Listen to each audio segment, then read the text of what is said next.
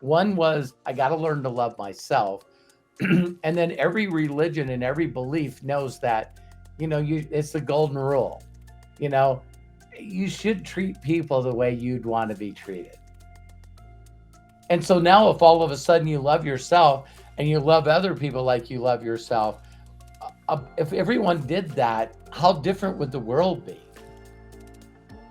And so, the more I've worked on this part of me that I know we can talk in our videos on how to do that. But as soon as I knew that was available, that's when I stopped judging people. That's when I stopped thinking negative about people.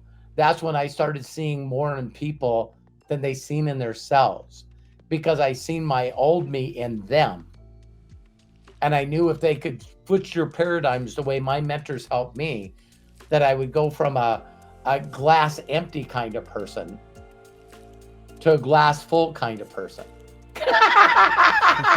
Instead of always worried about a storm that's coming that's going to destroy me, I all of a sudden thought I could be pretty grateful and happy for each day I'm given, and I'm going to live in the present. And if I get killed tomorrow, I lived a good freaking life, man. And I want to make that kind of impact on as many people as I possibly can. Welcome to episode 3 of the podcast Unlimited Wisdom with Robert Hollis. I'm Craig A. Jackman along with Matt Hollis, and we are so glad to have you with us today. If you'd like to join our exclusive community, the Inner Circle, you can join us by going to roberthollis.com/join to register. There will be lots of great exclusive content, and you'll be able to participate in our special breakthrough sessions to help you move on to the next level. Today is episode 3 of our topic, Shift Your Paradigm. I like this. This is going to be fun. So let's get started. Matt, Robert, welcome. Hello. And I know we're not going to talk about 2 dimes. Hey, Craig, you actually seen me do that in front of an audience, didn't you? Yes, I have. And oh my God, what an experience that was. When you see people's face light up like they do, Robert, it is incredible. Yeah, I stood in front of a group and I learned a magic trick, Matt. I reached in my pocket, pulled out a dime, and just went hand to hand. And then I did, the deal and did the trick. And I said, "Look at this. Does anybody know what this is?" And they go, "What?" And I said, "This is a paradigm." Paradigm shift. Oh God. And it shifted. So it's a magic trick with a dad joke in it, is what you're trying to say. Yeah, a dad joke. Yeah. Well, I like it. Well, it works. Yeah. It works. Well, thank you very much, Craig, Matt. It's always fun to do podcasts with you. So if you guys don't mind, I'll just open up and share with people. One of the things that we've been doing recently that I've seen that's been very beneficial for me is actually talking about the subject and what it means to us. Because if we tell you our definition of the word and the meaning, then that means that you don't have to be like me when I first heard it and went, "What the hell is that?" And I know that some of you will crack up, but we always think that everybody knows these words, but I didn't know what the word entrepreneur was. I didn't understand all these things that had to do with business and people, personality traits, all this stuff that I learned from others that dealt with personal development and also other things. I didn't know these things. So a paradigm shift is very simply this. You can look it up. I always love going by the dictionary phrase. But for me, let me explain it in my simple terms. It's something that you looked at and firmly believed at one time in your life, and now it's the exact opposite. So let me give you a funny one. I love doing this one because I tried to think in my mind, what was the biggest paradigm shift for me? And I've been very blessed, very, very blessed. I think because I look for them, you seek and you shall find. I've had a lot of huge, what I call not only paradigms, but significant emotional events. And a significant emotional event is something that changes the way you think about something in such a dramatic way and an emotional level that it mostly you get brought back to it because of an emotion. Example, you might have had something great happen to you. Maybe you got married or had a kid or won an award, and you remember the song that played during that time, like the favorite song of a couple, and vice versa. You have a heartache, something that just really, really crushed you. And for whatever reason, you got in the car, you left your radio playing wide open, and now this song is embedded in your soul for the rest of your life. So all of a sudden, you're just driving along, talking with your friends and family, and the song comes on, and you're like, everybody's like, "You okay?" Yeah, I'm okay. I'm okay. Got something in my eye. I'm all right. It's like, wait a minute, what the hell just happened there? Don't want to talk about it. Okay. So let me give you my first paradigm because I thought that this was funny. And I also honestly was thinking about a paradigm that a lot of people could relate to. And that paradigm is, as a young boy, I just always remember, I don't know if 9, 10, something like that, but I just remember a lot of people teasing me because they said that I had a girlfriend. And when they said, Bobby, do you have a girlfriend? And I'm telling you, my reaction to that was straight up extremely angry and upset, not only for being bullied and teased, but how dare you say this about me? You know what I mean? Don't you know that girls have cooties? I'm almost 62 years old. I still don't know what cooties are. I guess I never thought about going to Google or AI and looking up what is cooties. All right. It just didn't sound good to me. And also, my personality is very analytical. I'm a geek from the dork forest. So just the thought of my lips touching someone else's lips, you know what I mean? I don't need someone's saliva on me. So I think that each and every one of you might be able to remember. And why do people do this? That's a whole different podcast. So why would they deliberately want to tease you about a subject like that? All right. So again, this probably makes it more emotionally in me because people are teasing me. I don't want anything to do with girls, blah, blah, blah, blah, blah. Right. So then in my, starting to mature, I don't even know what do they call that when you start to mature? Puberty. Puberty. Hey, for those of you that think this is a character, it's not. All right. It's just all of a sudden you get a little older, and I could think about, wow, that might be pretty neat. But what they call today is anxiety. When I was, 13, 14, they just called it fear. So the newer generations, fear and anxiety are both real. Don't get me wrong. But fear for me is the only word. I never even heard of the word anxiety when I was young. And so I knew that, what did my thoughts say? And again, for those of you that have been on other videos we've done, thoughts are things. And so once I started worrying, which is using my imagination in the wrong way, it was like, if I got to a place, what if she turned me down? What if I asked for a kiss and her response was like, "Ooh, get away from me"? And then if it was possible, just how gross it was going to be, that I was going to do it the wrong way. Uh, um, and then that girl would tell every other girl I'd never have a girlfriend for the rest of my life. It is amazing how powerful the mind is, right? And so when it came to my first kiss, it was exactly the experience I created in my mind. Except for, I don't think she told other girls. If she did, it wasn't the ones that I kissed after that part, right?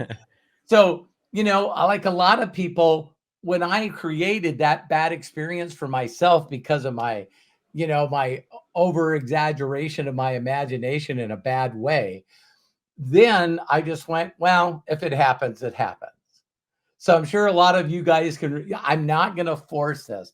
It's just going to happen when it happens. And I'm not a extrovert at all. Finally, I got a couple of buddies of mine to get me out of the garage working on my race cars, and they got me to go to a party, right? And I went to this party, and apparently too much alcohol on both sides. But I finally had this kiss with a girl, and I was like, holy shit. Now I know what the hell everyone is talking about. And it's funny how you can go from, I'm scared of dying from cooties, how gross can this be, to, is there any way I could just do this all the time? It's like, I thought the focus on race cars for me was my outlet, but it was like now all of a sudden, well, I'll take some time for this kissing stuff and whatever it leads to, right?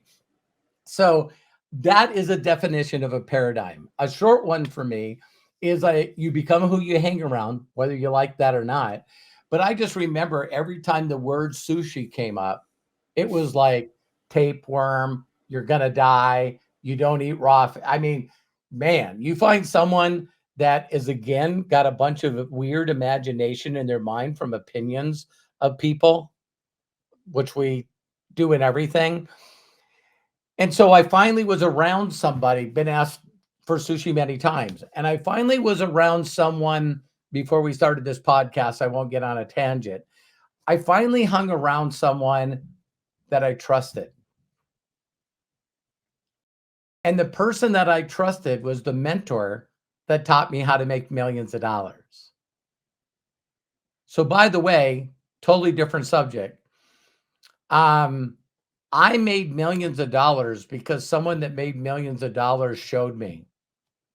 It wasn't the product, the company, or the comp plan, or any damn other thing, marketing method. So that's one of my other paradigms. But he said, listen, let's go out to eat. I wanted to be part of the inner circle. I was the knight of the round table, one of 7. And he takes us to this fancy sushi restaurant. And my thoughts are, I'm going to be the only person here that doesn't eat sushi. And all I asked him is, I looked at him and I said, would you order for me? And he looked at me and smiled and he went, you're a virgin. And I said, not only am I a virgin, but there's a lot of programming in my head that is not good programming. And he's the first person that said to me, because he loved me, he wanted to help me. He goes, you do know that sushi also is called tempura. And I go, what? He goes, that's cooked food. He goes, you didn't know sushi restaurants cooked meat, fish? I said, I did not. Immediately, I trusted him. That's the word. I went, I can trust this guy. I make him a lot of money. He doesn't want me to die or go to the ICU. And so he brought it out because he cared for me and I trusted him. I know he gave me probably the mildest stuff first. And the mildest stuff was cooked. And I seen everybody going, oh my God. Oh, did you do the eel? Did you do the tuna? Did you do? I'm going like, okay, now which one? And another paradigm. Now, here's what's so funny. The negative program I got from people that are know-it-alls, that have opinions, that never tasted sushi or ate with someone they trusted, they still think the same way as 40 years ago. Those same people, if I called them today, still believe the same shit they believed about what they told me about sushi. Right. Isn't it crazy? They just stayed in that same trust and belief their entire life. And so those are just a couple of paradigms that I wanted to open up with. And then, of course, hear from Craig and Matt and their stories about some of the paradigms where, wow, I need to look for more of those in their life. And that's why we wanted to share this with you, because if each and every day think about, I want a paradigm shift. I want a paradigm shift in the way that I connect and love others. Mm. I know people that don't love and they're not connected, and they've had a lot of trust issues with people hurting them and lying to them. So they do not want to get into the place that they feel like they should trust and love others, depending on whatever the hell they're doing. That has nothing to do with you. So then think you get involved in something like creating a community of people that know, like, and trust you, where you all can bat around ideas to get gooder and gooder. It's pretty hard to build a community of people like that if you yourself are stuck in an old programming and paradigm. So I haven't Unless you found want to, people, yeah, Yeah. I haven't found people that know how to build a community when they're saying to everyone behind the scenes, I just need you to know I don't like people. I don't like them. I don't trust them. I don't want anything to do with people. Okay, then get involved in something where you need people. Wow. I'll go get a job and I'll just stay there. God forbid I step outside of the box that I'm in Yeah, it's and funny because like think of things, just get involved with other things. Yeah. right. right. Go ahead, man. I'm sorry. No, I've experienced this like a lot, right? Because I love what you were saying, people business type stuff, right?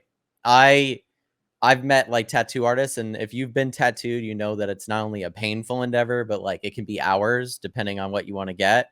So you'd think that some of these people have like developed people skills, right? I've only found one out of like the 4 people that have tattooed me in my life that actually have people skills, and I keep going to her, right? That's the tattoo artist I brought up, just because it's such a nice experience to talk to, because she loves to talk to people. But most tattoo artists, like there's been a lot of people where they're like, they're not talkative or they're almost rude, right? And you're like, what? Don't you realize like half this business is a people business, right? Yeah. Like cutting hair, doing any of Mhm. those other things. And she owned a business and employs other tattoo artists, doesn't she? Yes, right. See, that's why she had to learn that skill. Everybody who has to deal with people, period. I mean, if you're in a Right. service business, you better know how to do something like that. Yeah, the So what paradigm shift of shifting from that mindset to like a business owner mindset, or a mindset of being in that leader perspective too, right? Like I could go off on my little paradigm shift spiel, but like one of the please, biggest please, that's why paradigm we're shifts for here. me, yeah, was moving my mind. Like I am the opposite of my dad in some of these ways. Like I am so much of an extrovert that if I'm left on my own for too long, I start to go crazy, right? Like my wife will come in the door and I'll be like, "Hey, I've learned this and this today," and like I can't wait for human interaction, right? So for me, one of the constant things that I've butt heads with, and a paradigm shift I had to make, is like I want to do great things with my life, and I want to lead teams and communities and groups to do these things. I just hate being perceived or put in that position where I have to be like an asshole sometimes, right? To get things done. Ah, And so like in my mind, I always had this paradigm I would keep myself from that role, because I'm like, I don't want to have to be that person. I don't want to have to become that person to lead people. And like one of the bigger paradigm shifts that I've had, especially lately, is just knowing for a fact and trusting myself, going back to that trust aspect, but going back to, I trust who I am enough as a person that I can lead people in a happy and healthy way. And that the paradigm shift is that I can do what others have done, but do them my way, yeah, right? And do them in the way where I take care of the people that work for me, and don't overutilize them, or anything like that. Keep the human aspect of the business or the team that I want to build, right? Like understand that human beings are human beings, and people go through things. They go through right. their own paradigm shifts, and it's respecting them through those that really helps. And I've had that in my own life, in supports through my own paradigm shifts. But it changes so much how you perceive people when you know that they're on your side, Yeah. right? And when I had that paradigm shift and put myself more in that leader role in many of the avenues and areas that I'm currently in, I've seen people like come to me in droves going, I need to be doing whatever this guy's doing, because I could tell Yep. all of the excitement and care and leadership is there. And I'm seeing like things come from the woodworks, and people show up and things start to happen for me. That I didn't anticipate before, because that's like another paradigm shift of mine. Is lately I've very much put myself in, regardless if I believe that manifestation exists, if my Right. mind is in the place where I'm constantly thinking about what I want to do and what I want to accomplish, there's no doubt that those things happen more than they don't if I'm not thinking about them, or even worse, thinking about the opposite. You know, So when we were talking about words, Matt, I want to do a whole podcast on words. Um, because you could say imagination mhm. and people go, yeah. You say manifestation, oh, hang on. That's a bad thing. So Matt, Yeah. I think you even know of companies called imagination. You know what I mean? I It's mean, like, they call like the whole Disney departments are called the Imagineering departments. A lot of them Yes. go by the name Imagineers instead of Engineers, right? yeah, Oh Um, gosh, yeah, that's been around for a long time for them, and but see, yeah. they've had that forward thinking too. Yeah, I believe it was Albert Einstein that he said that imagination is the most powerful tool in the world, and so I mean, he was a imagination. theoretical physicist, so imagination is kind of required for that job to be. You For know him what to I mean? come You up have with to have that quite stuff, the yeah. imagination to think this could be possible, and then get the math down in place to say, hey, it is. You know. And So then and then from the time that you come out with that imagination, then there's like literally millions of inventions that have happened because of that discovery. And then another whole group of people trying to disprove it because that's just what you do. You know what I mean? Hmm. yeah, The car, scientific theory, right? Yeah. yeah, the car. Mhm. When you think about, like the story you told a while ago, Robert, about Henry Ford coming out with the car and the assembly line with the car. Not that he didn't invent it, but he invented a better way to create the car, and that Yeah. was and then the transition from the horses and horsed carriages to an automobile, and people, no, no, no, no, forget this. I'm not going to Well, do think that. about, I never thought about that, Craig. You brought up something that just hit me like a rock right now. Um, Imagine the people, or think about the people that because of who they are and how they believed in imagination, they created a thing that people had to have a paradigm about. Hmm.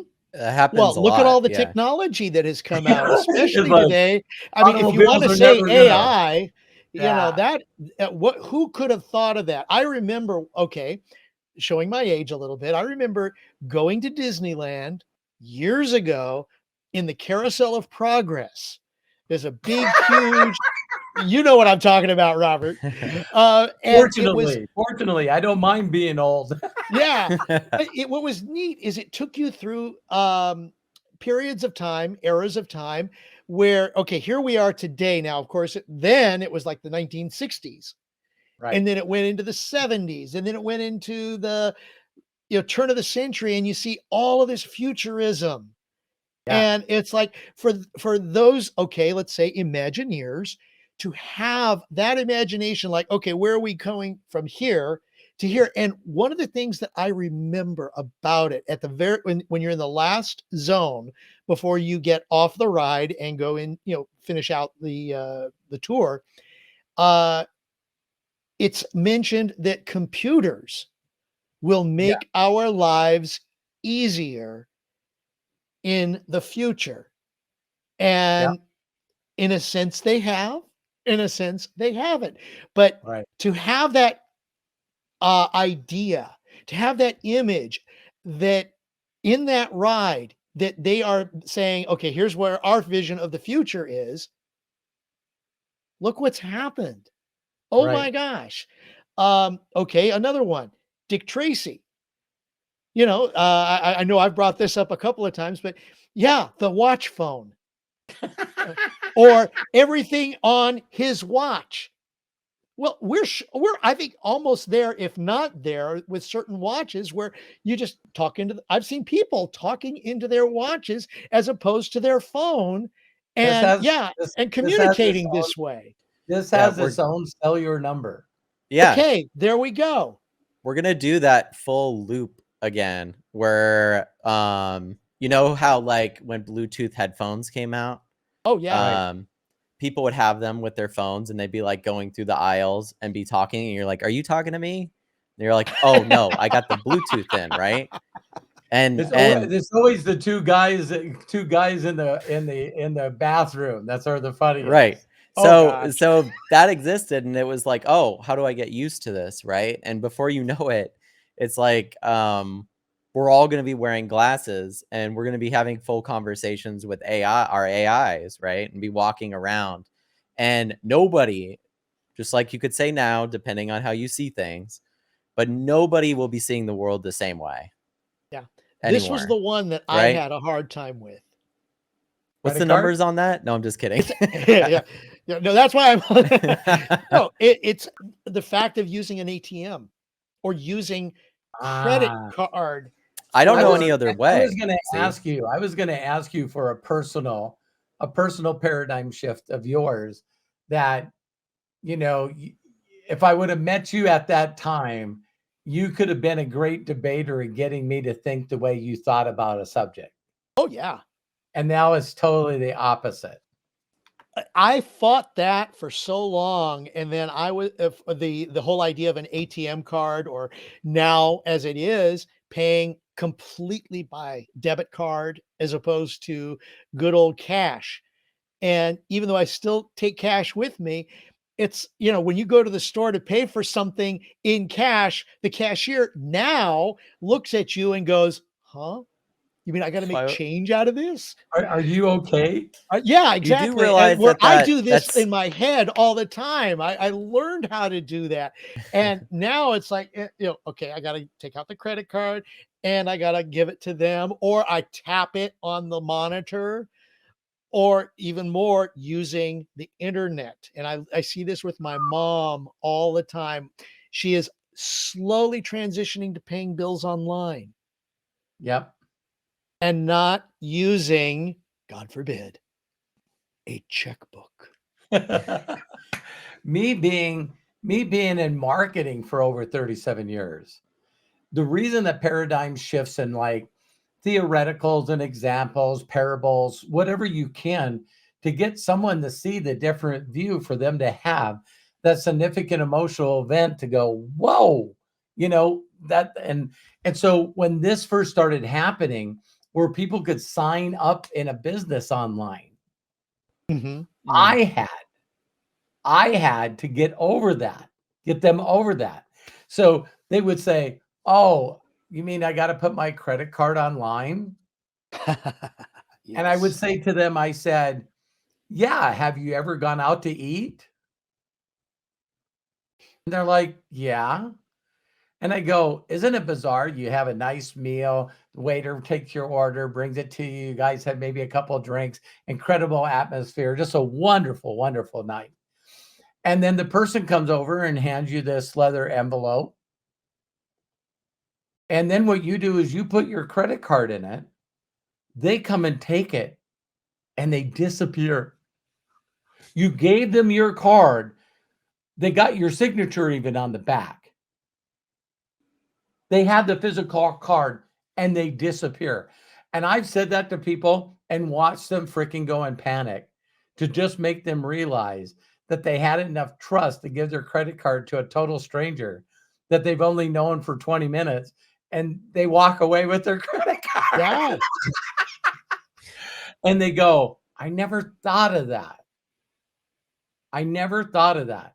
And I said, "Because you trust the restaurant? Do you know the restaurant owner? Why did you trust that?" "I don't know." Yeah. I said, "Well, if you can trust then, you can trust now." If I may This share is another story. this is new, Yeah. but You can call your credit card company if this ends up being wrong. The bank's going to give your money back if you're with a good bank, and you just got to walk them through. So helping people make their first purchase online or sign up for something online, that's a paradigm shift for some people, especially the ones that fought against it. Oh, yeah. Here's another one, if I may share it really quick. Please. I have an annual pass to Knott's Berry Farm. Knott's Berry Farm does not so scary farm. Not so scary farm. Well, that's at least not during Halloween time. Yes. I'm joking. Yeah, I know. But Knott's Berry Farm no longer takes cash. Right. They do not take cash anywhere in the park. If you want to buy something, you have to use a credit card. I think maybe electronically they take Apple Pay. I'm not quite sure, so don't quote me on that, but definitely it's all credit. There is no cash anymore. I think Disneyland is either almost there or will be going there very soon. Yeah, but there's a lot of things that are now shifting, and talk about a paradigm shift where we're going to have to mentally think, wait a minute, cash is not going to be quite the king it used to be, right? Because of the way technology is going. No, yeah, I was gonna say I went to Disney with my wife like a year ago, and we didn't even have to pay. They just put a microchip in us and let us in. So.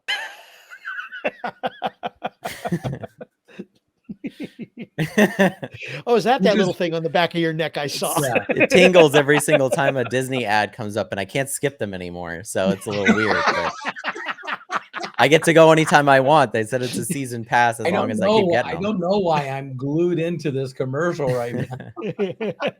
Right.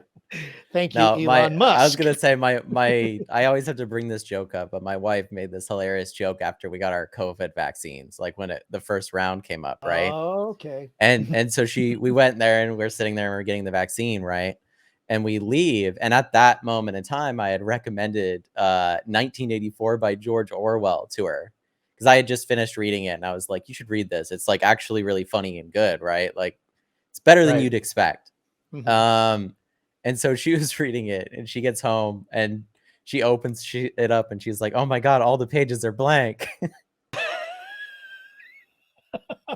I just lost it. I just thought that was so funny. But that's one of those things, right?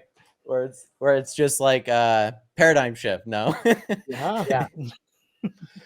One of the things too is I think Bob Proctor being pretty analytical, that's why he always drew, the thing between the conscious and the non-conscious mind. Most people don't understand it. And I would say that there's not stuff that you need to understand. But a lot of us do a lot of things only because of our trust and belief in them. And if people just realize that if you're around a group of people that feel a certain way about a certain thing, then of course that's going to be your belief and your trust in that belief or where you're coming from. So when you get around other people that think the opposite, one of the ones that I seen on a TED Talk one time is it just really, you go, I can't believe this. So a lot of people that haven't been to Asia, I've been blessed to go to Asia numerous times. And Craig, you were on a couple of the trips, right? Yes. Yeah. And so when you think about the addresses that we use in a lot of places in the world, when you go to China, Hong Kong, when they create blocks, just like we do, right?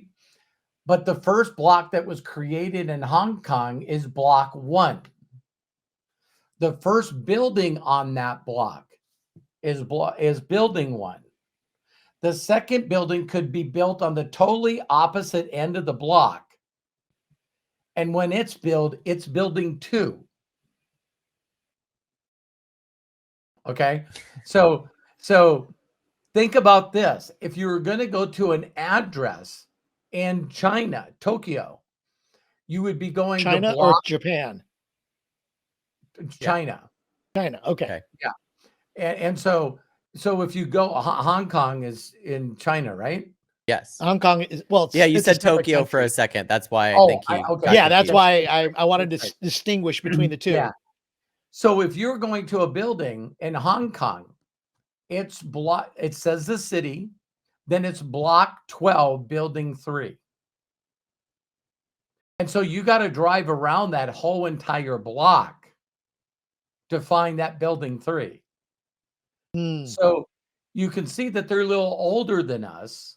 So the way that we can address stuff in the United States and even newer parts of Europe, that all of a sudden went, because block 1 and block 2 and where the building is, you're not just driving down one street. Like if you're looking at, 1223 Clark Hill, my address.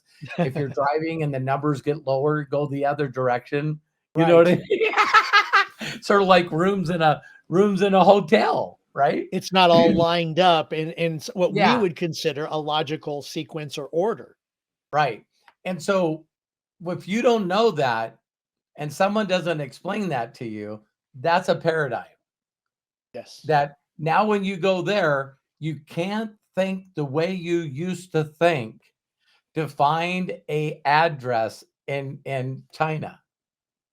You can't. Yeah. And if you say there's only 3 groups of people, right? The group of people that don't know, they'll never care and they don't want to know. Then you got the people that going, listen, that's bullshit and it should change to the way that I believe. Yeah. I'm not ever going there because someone fucked up the addresses. See what I mean? It's like, but we know people like that, right? Of course. And then Yeah. Then we got the people that go, that might make sense, but I'm not going to switch my paradigm. I'm just not going to do it. And then you got the other people that went, with that amount of knowledge, you know what? I can make an educated decision. And I'd rather be happy. I'd rather be joy. I'd rather have love and riches and wealth in my life than being freaking right all the time. Mhm. See, that was when my mentor said that to me because I was, young, 26, 27. And all of a sudden, that was my first mentor, Roger Penske. He was the one that said to me, Robert, Bobby, because I was a mechanic. He told me virtually everything you believe right now, everything is the exact opposite. He said, the problem is the majority of the people on the planet will not let that go. So why did he think that was important to tell a young 20-year-old working for $1 billion corporation? Is because Roger Penske, a multi-billionaire, needed to change everything. He didn't want anything to be like it was. So to give you one example, what he would do is he would find out the cost on a spreadsheet every year of the things that cost him the most money to run his company. And then he would find out how to make a company to buy from himself. The So let me Amazon give you an approach. example. Yeah, let me give you an example. He wanted the largest car dealership in the world. So he now owns the number 1 car distributorship of every make and model in the world. Is that crazy? So then to be the number 1 dealership, he could sell to himself. So what he did is he bought Hertz Rent-A-Car. And at the end of the year, he knew where everyone's number was. And Hertz would buy enough cars to make his dealerships number 1. This is the guy I learned from. And then he said, then it came to what was my biggest expense? Delivering the cars. So Hertz leasing trucks was purchased. And if you guys remember, it was Hertz / Penske. Yes. And then they just lost the Hertz. Now it's just Penske trucks. So everything that he needs to go someplace, his company is the one that's getting it there. And Matt, you brought up Amazon in the same way because now I mean, they used to use UPS and FedEx, and you see those trucks out there all the time and they're making the deliveries. And then Amazon, nope, we're going to go ahead and get our own fleet, not only the trucks, but now, and I've been to Ontario Airport, which is where their airplanes are. Yeah. You see the big smile on the back of the tail. So they are, for lack of a better way of saying it, they're definitely encroaching on the Yeah. FedExes and the UPS. But because, Robert, what you shared about Roger Penske, the same in the same way. They found a better way. They felt they could make more money by bringing it in-house. They may spend a little bit more to get that, but in the long run, and this is where the paradigm shift is like, okay, you may have to do this now, maybe work a little harder, maybe do some other things that you normally wouldn't Right. do to get to that end result. So that when you see people help you switch your paradigms, which was also the person that did an emotional tweak on me as far as a paradigm shift when he said, how do you know that? Bobby, how do you know that? And when you really get someone to question, because I just see the whole world right now is never because we're so instantly connected to so many different kinds of media. Me personally, I feel like most of the stuff that I see on TV or on media is 1000% all made up. And what I mean by made up is even original quotes, someone will add and change the word. Mhm. And it could be as something that was like 90 or 100 years old. Because when things were written, yes, it was man dominated, right? Women couldn't even vote. So most of literature was written, so a man thinketh. Well, I think that should be changed to person. So even quotes that we see and stuff, I think it's just like almost a human part of making it yours by changing something. Changing one word. It's like when I look for original quotes and I put them in, I usually can find the original quote in its original text that was done, 100 years ago, 200, 300 years ago that someone wrote, and then they just added to it, added to it, added to it, added to it. Yeah, the language changes a lot too, because Yeah. it's like Oh, absolutely. over time, and of course, whether geographically, like where you are, different words mean different things for people. So you have to translate them into different sayings to get people, like if you read the Tao or any of these other books that are old, Right. right? They've been translated many different times because they had to be, because there's a whole new group of people, maybe an English speaking group that now doesn't speak like British English or proper English, right? Right. Maybe they speak American English. So there's a different way that we pronunciate things. There's a different way that we say things. Um, I so know. I know good are still not in the dictionary. I look every year. not Right. not yet, right? We should submit that to Merriam-Webster. I'm telling you, other words are getting in there that are made You, up. I'm just I was like, gonna say, you want to hear another paradigm shift then? please, please. Yeah, Why do we need Webster to tell us a word is or isn't? true. Right? Or, It's or the like, definition. Oh right. Yeah, God, I think look that at the word fat. there's a lot of I words mean, being used in modern day that are not in the yeah. dictionary, and they're So, being used more or than the words word that are. bad, So either one. I mean, if you say something is bad, what do we normally think? It's not good. But then when somebody says it, oh, that's bad. That Wait a means minute. it's tone. really Yeah. good. Or Right. So fat, the same way. It's, oh my God, he's huge. No, or fat in the sense of Oh, that is really good. That is so fat. It's awesome. Yeah, I That's a honestly good like one. whenever people are like, "Oh, you have to learn English to be in the United States." It's like, what version do you want them to learn? Yeah. Yes. Because there's many. You got because this, my wife's from North Carolina. You get down into the South, the way that they say things and pronunciate things and go about things is totally You see different than in the North. the funny Super So, Bowl commercial with Arnold Schwarzenegger? Oh gosh, oh yes. yeah, where he couldn't pronounce, Neighbor. Neighbor, yeah, neighbor. like Yeah. a good neighbor. And they're No, no, going, no, "No, neighbor, neighbor. burr."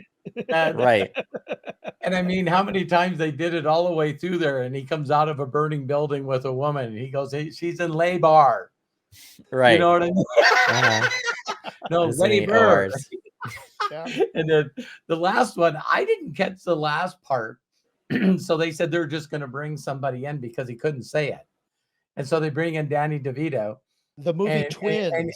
yeah, Right, and then Arnold's and he goes, like a good, and then he says Yes. neighbor, right. and he looks down at him, but I didn't catch the second part. Is it then showed them watching in a movie theater watching that commercial. I didn't see As soon that. as that I was happens, laughing too hard with he looks at Danny DeVito and he goes, "You're a backstabber."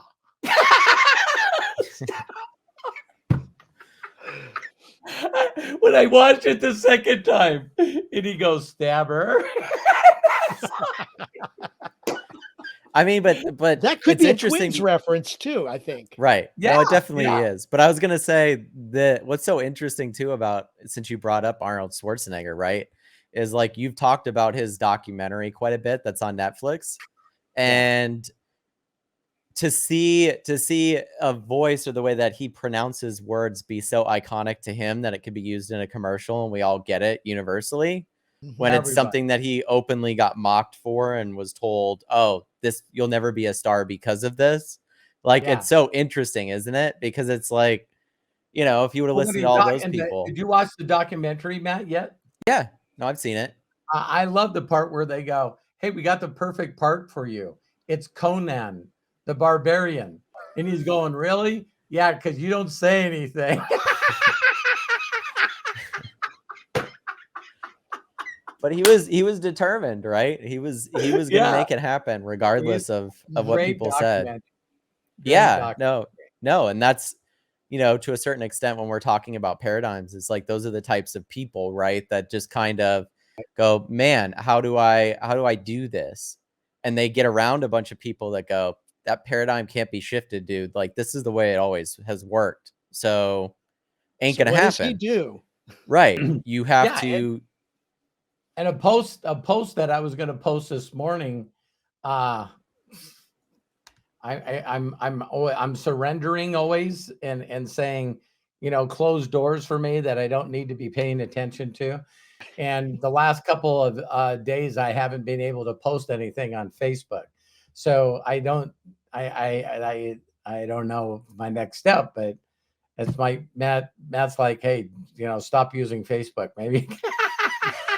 Maybe That stop might be, Facebook stops using you, maybe yeah. that's how it's gonna work.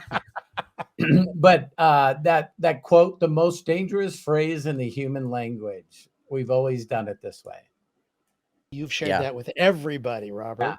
and it was a Rear Admiral Grace Hopper, 1906 to 1992.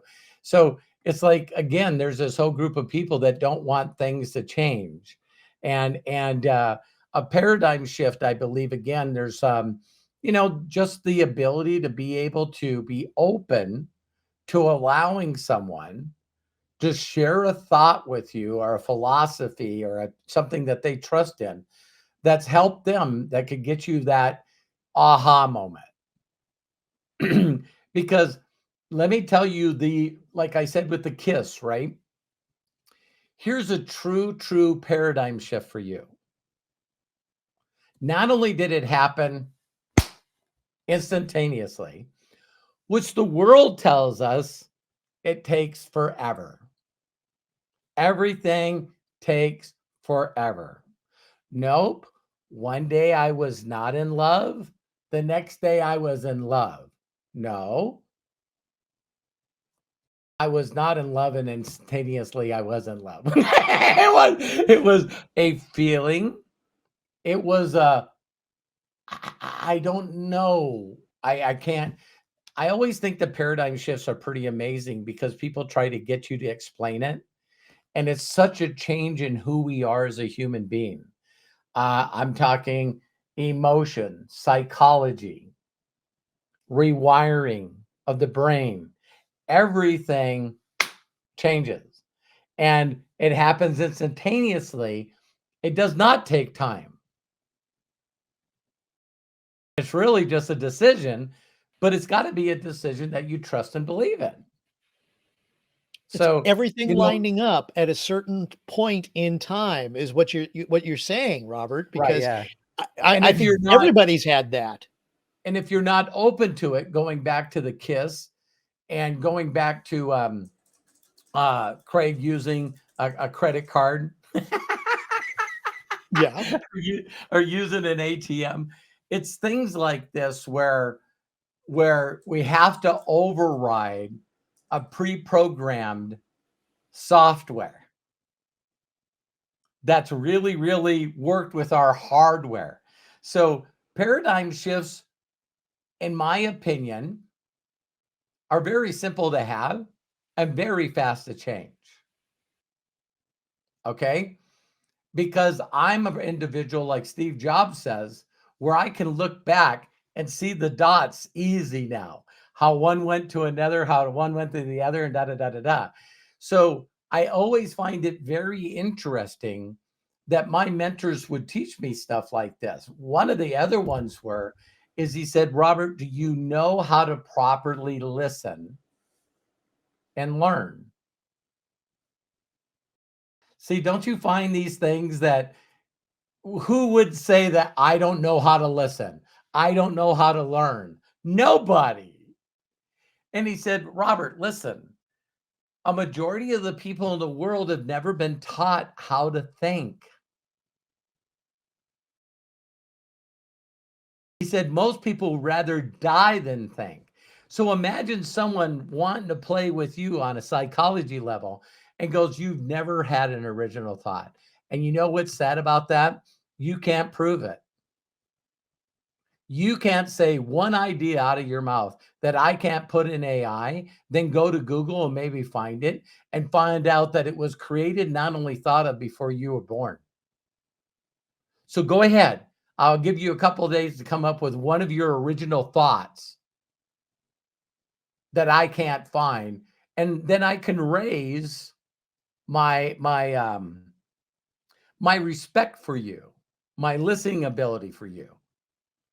And so when my mentors did this stuff to me, again, I trusted them. I trusted him. He goes, Robert, listen, how do you know that?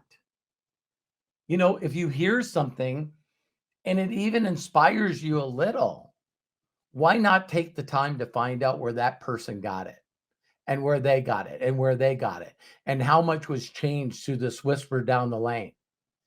And I can tell you guys, the biggest reason for all areas of my life for me being who I am today is my willingness to do that because a multi-billionaire took the time to get in my face and go, listen, as long as you keep listening to sources that are not documented, you're never going to get results.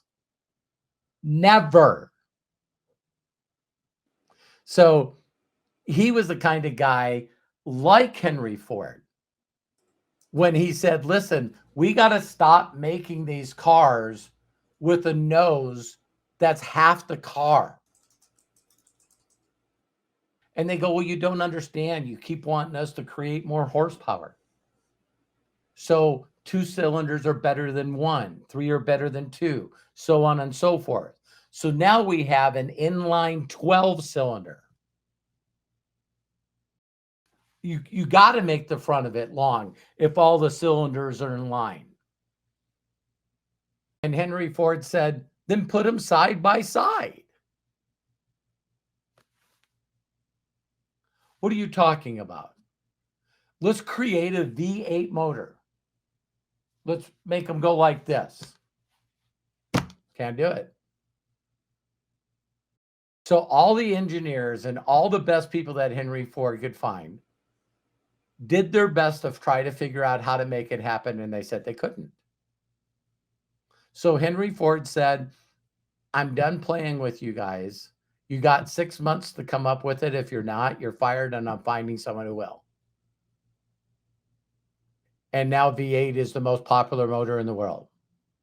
Every manufacturer has created a V8, and the front of the vehicles got shorter.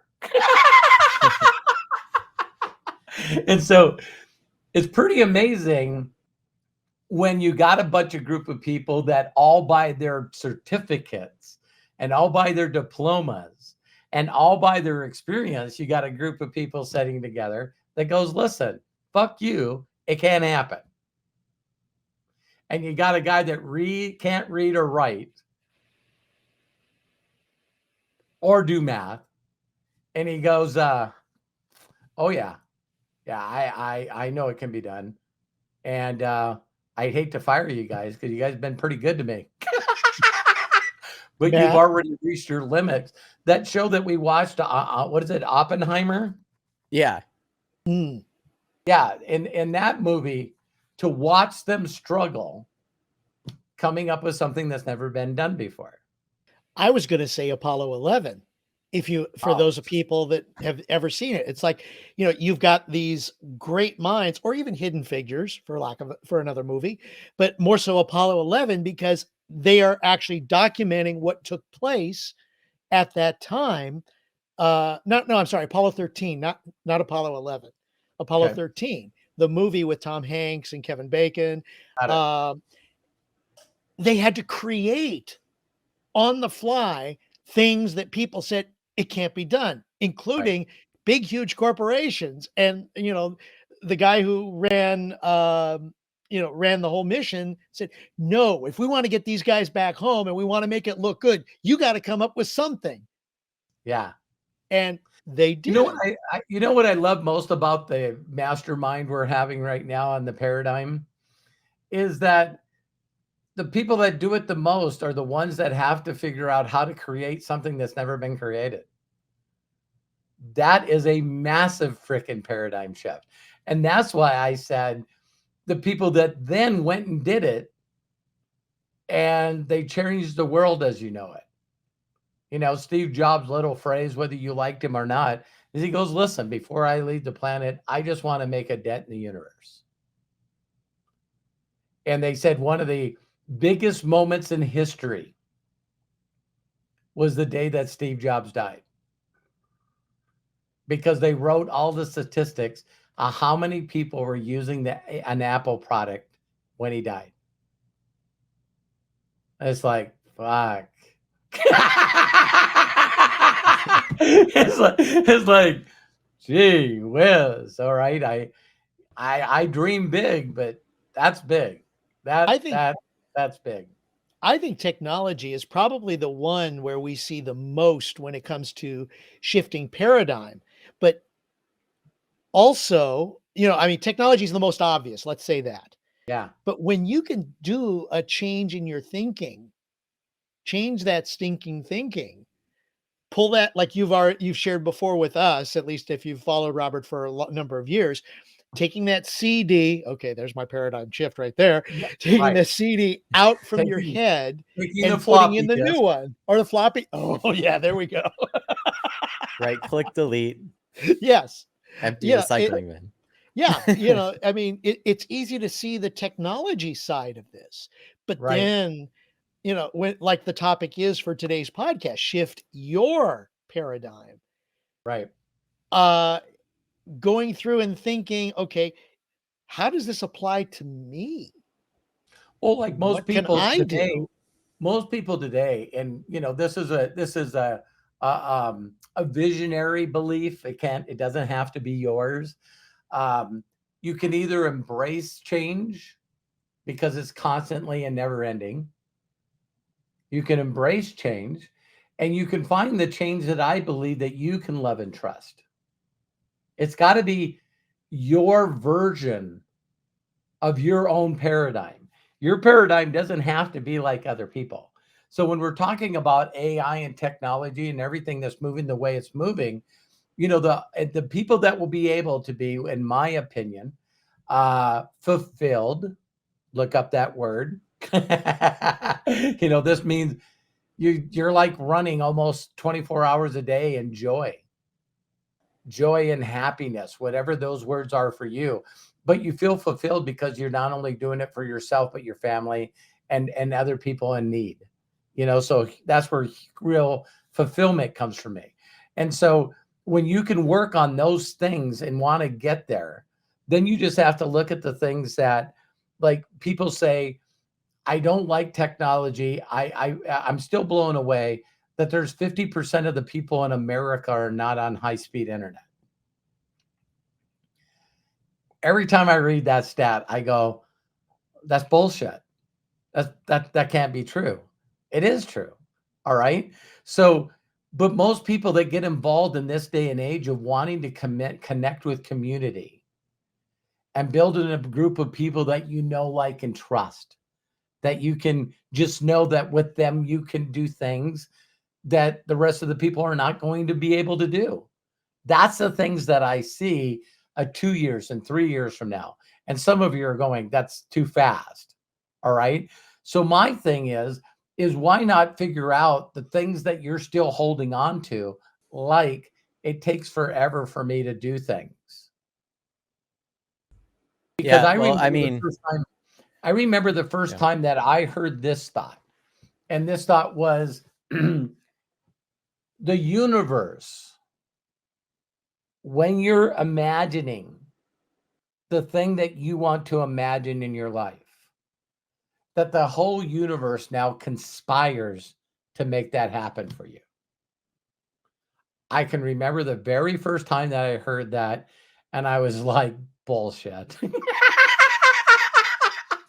Because we don't need to spend hours like in a video that we did. What do you believe? You can look at that other podcast that we did, because we're all unique and individual, but everyone's trying to be like everybody else when no one has your DNA. So I just know that your journey, your connection, your paradigm shifts, everything should be uniquely yours. Uniquely yours. You don't have to have a paradigm about the kissing or the paradigm about the card, or the paradigm of anything in your life. But I know that you can go back to a time where you knew that it could be something simple, like not only sushi, but I don't like a certain vegetable, or I don't like a certain whatever. And then find out that someone that introduced you the right way. See, didn't tell you that you're an idiot. You got to change the way you think about this. You're wrong. No. See, because that immediately brings out the rebel in me. That brings out the person in my life that if you tell me I need to do something, I might just not do it, even though it would benefit me and my family, but I might not do it just because you told me that I should do it. Right? That there's people out there that will work hard enough to understand that if they listen correctly, they can build this connection and relationship with someone, to share with them a theoretical example on how to shift someone's perspective, shift someone's paradigm. Like the person was nice and honest enough to me, two of my mentors, to allow me to think of something and then switch it. And so the one for money for me was, I'd rather work for profits instead of wages. So I knew what wages were because I've had a job since I can remember making money. I mean, young newspaper, age. And it's like, before I was 16. And so I understood that I needed to work for someone and someone paid me. See, I got that paradigm. I got that perspective. I got that wired. I'm a pro at that perspective. Until someone set you down, and I'm looking at this guy and I go, he doesn't seem like that special of a guy. How in the hell is this guy making that kind of money? $60,000 a month. My paradigm can't go there. My imagination can't go there. There's nothing that I possess that can go there. So I had questions. Hey, what'd you used to do before this? Because this guy's got to be freaking smarter than me. There's no doubt this guy's smarter than me. I used to install tires. Every once in a while, I installed a car stereo. Oh my God, I'm going to be a millionaire. If he can do it, I can do it. How long have you been doing this? 6 months. I found out he'd been with that company 6 months, but he'd been doing marketing for 2.5 years.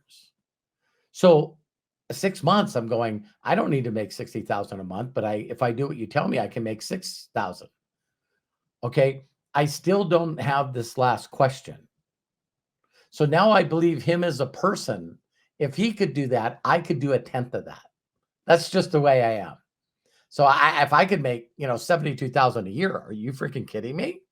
And in the mid 80s, come on, and he'd done it with other people. So I knew that he could teach other people how to do it. So now it's me, right? So here's the question that was messed up in my head.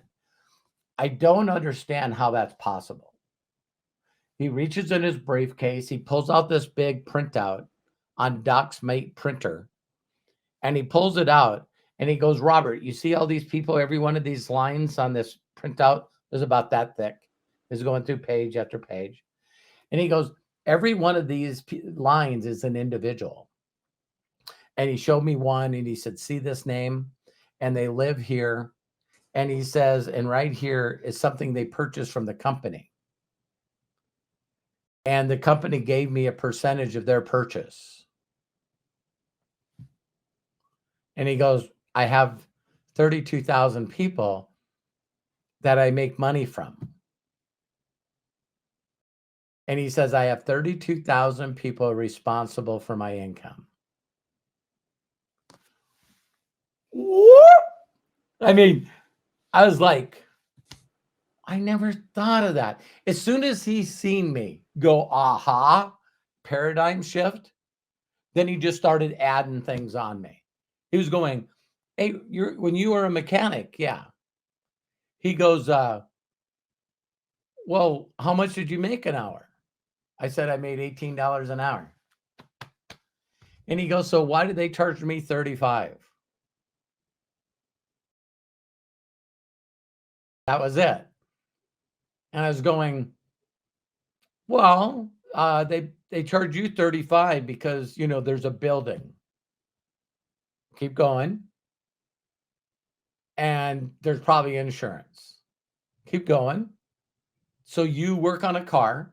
They charge them $35 an hour. Does anybody else get paid other than you?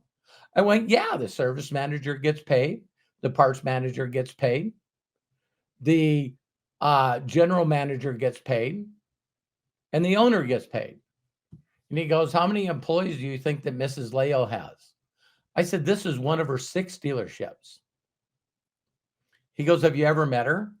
I said, one time at a Christmas party. He goes, so she understands. And that's when I just went, man. And then, of course, the other paradigm. He said, Robert, who told you that money only comes from a job?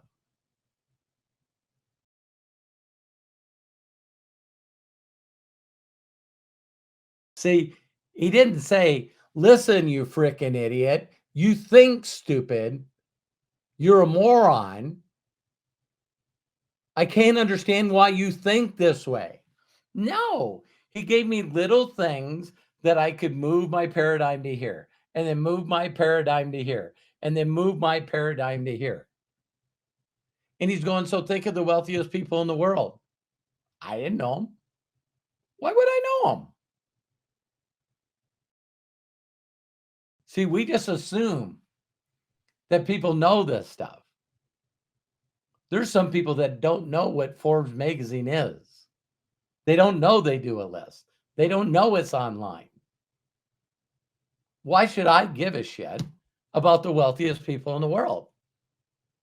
See, when my mentor said that to me, I went to him, I went, wow, Walmart? I think that guy from Walmart. Yeah. Do you know that all of his kids combined today is worth more than the wealthiest person on Forbes magazine? Still. Split it up by 5 people. Take his wealth, split it by 5, and those 5 people combined have the biggest wealth of anybody. It's like, how many customers do you think that Walmart has? How many employees do you think that Walmart has? And when you find out that's millions of people, then isn't it funny that you get 3 different thoughts? One thought is, I never thought about that. And then the other group that goes, well, yeah, because the reason they have more employees is because they pay no one full time. And that, they just rip off their people. Walmart's a big rip off. Then stop buying from there.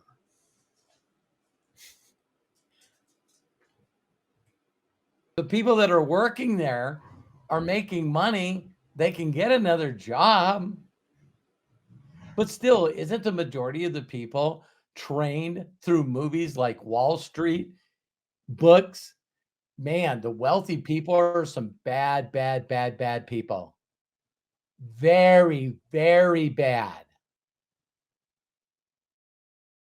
They rip off people. They're not nice to people. They're evil.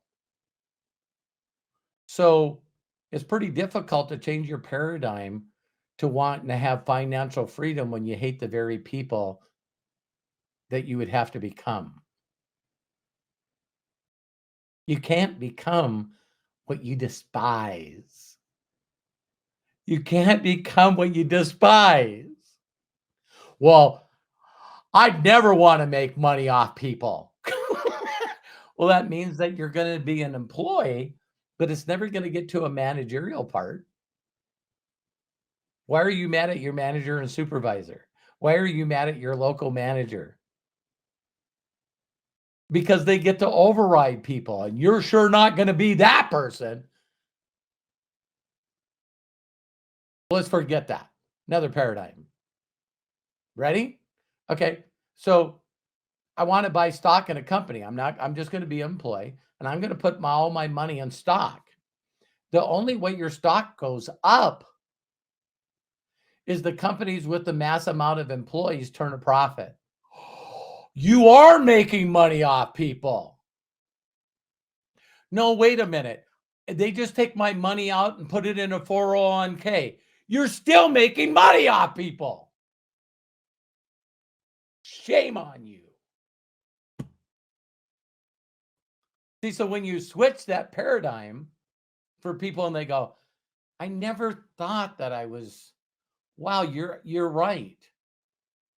The money that I make off my 401k and my other stock investments is because these are people have to make profit, and they employ people that everybody says that they're ripping off and they're bad people. But you wanted to make money off your investment, so you invested your money in companies that do exactly the thing that you hate. Is there another way that you would like to make money? Because I want you to tell me a movement that happens without more than one person involved.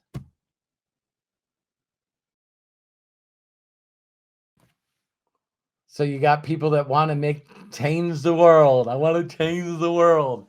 We're coming up on the 2024 election. Everyone knows how that happens. It's who can rally the most people to make the most votes.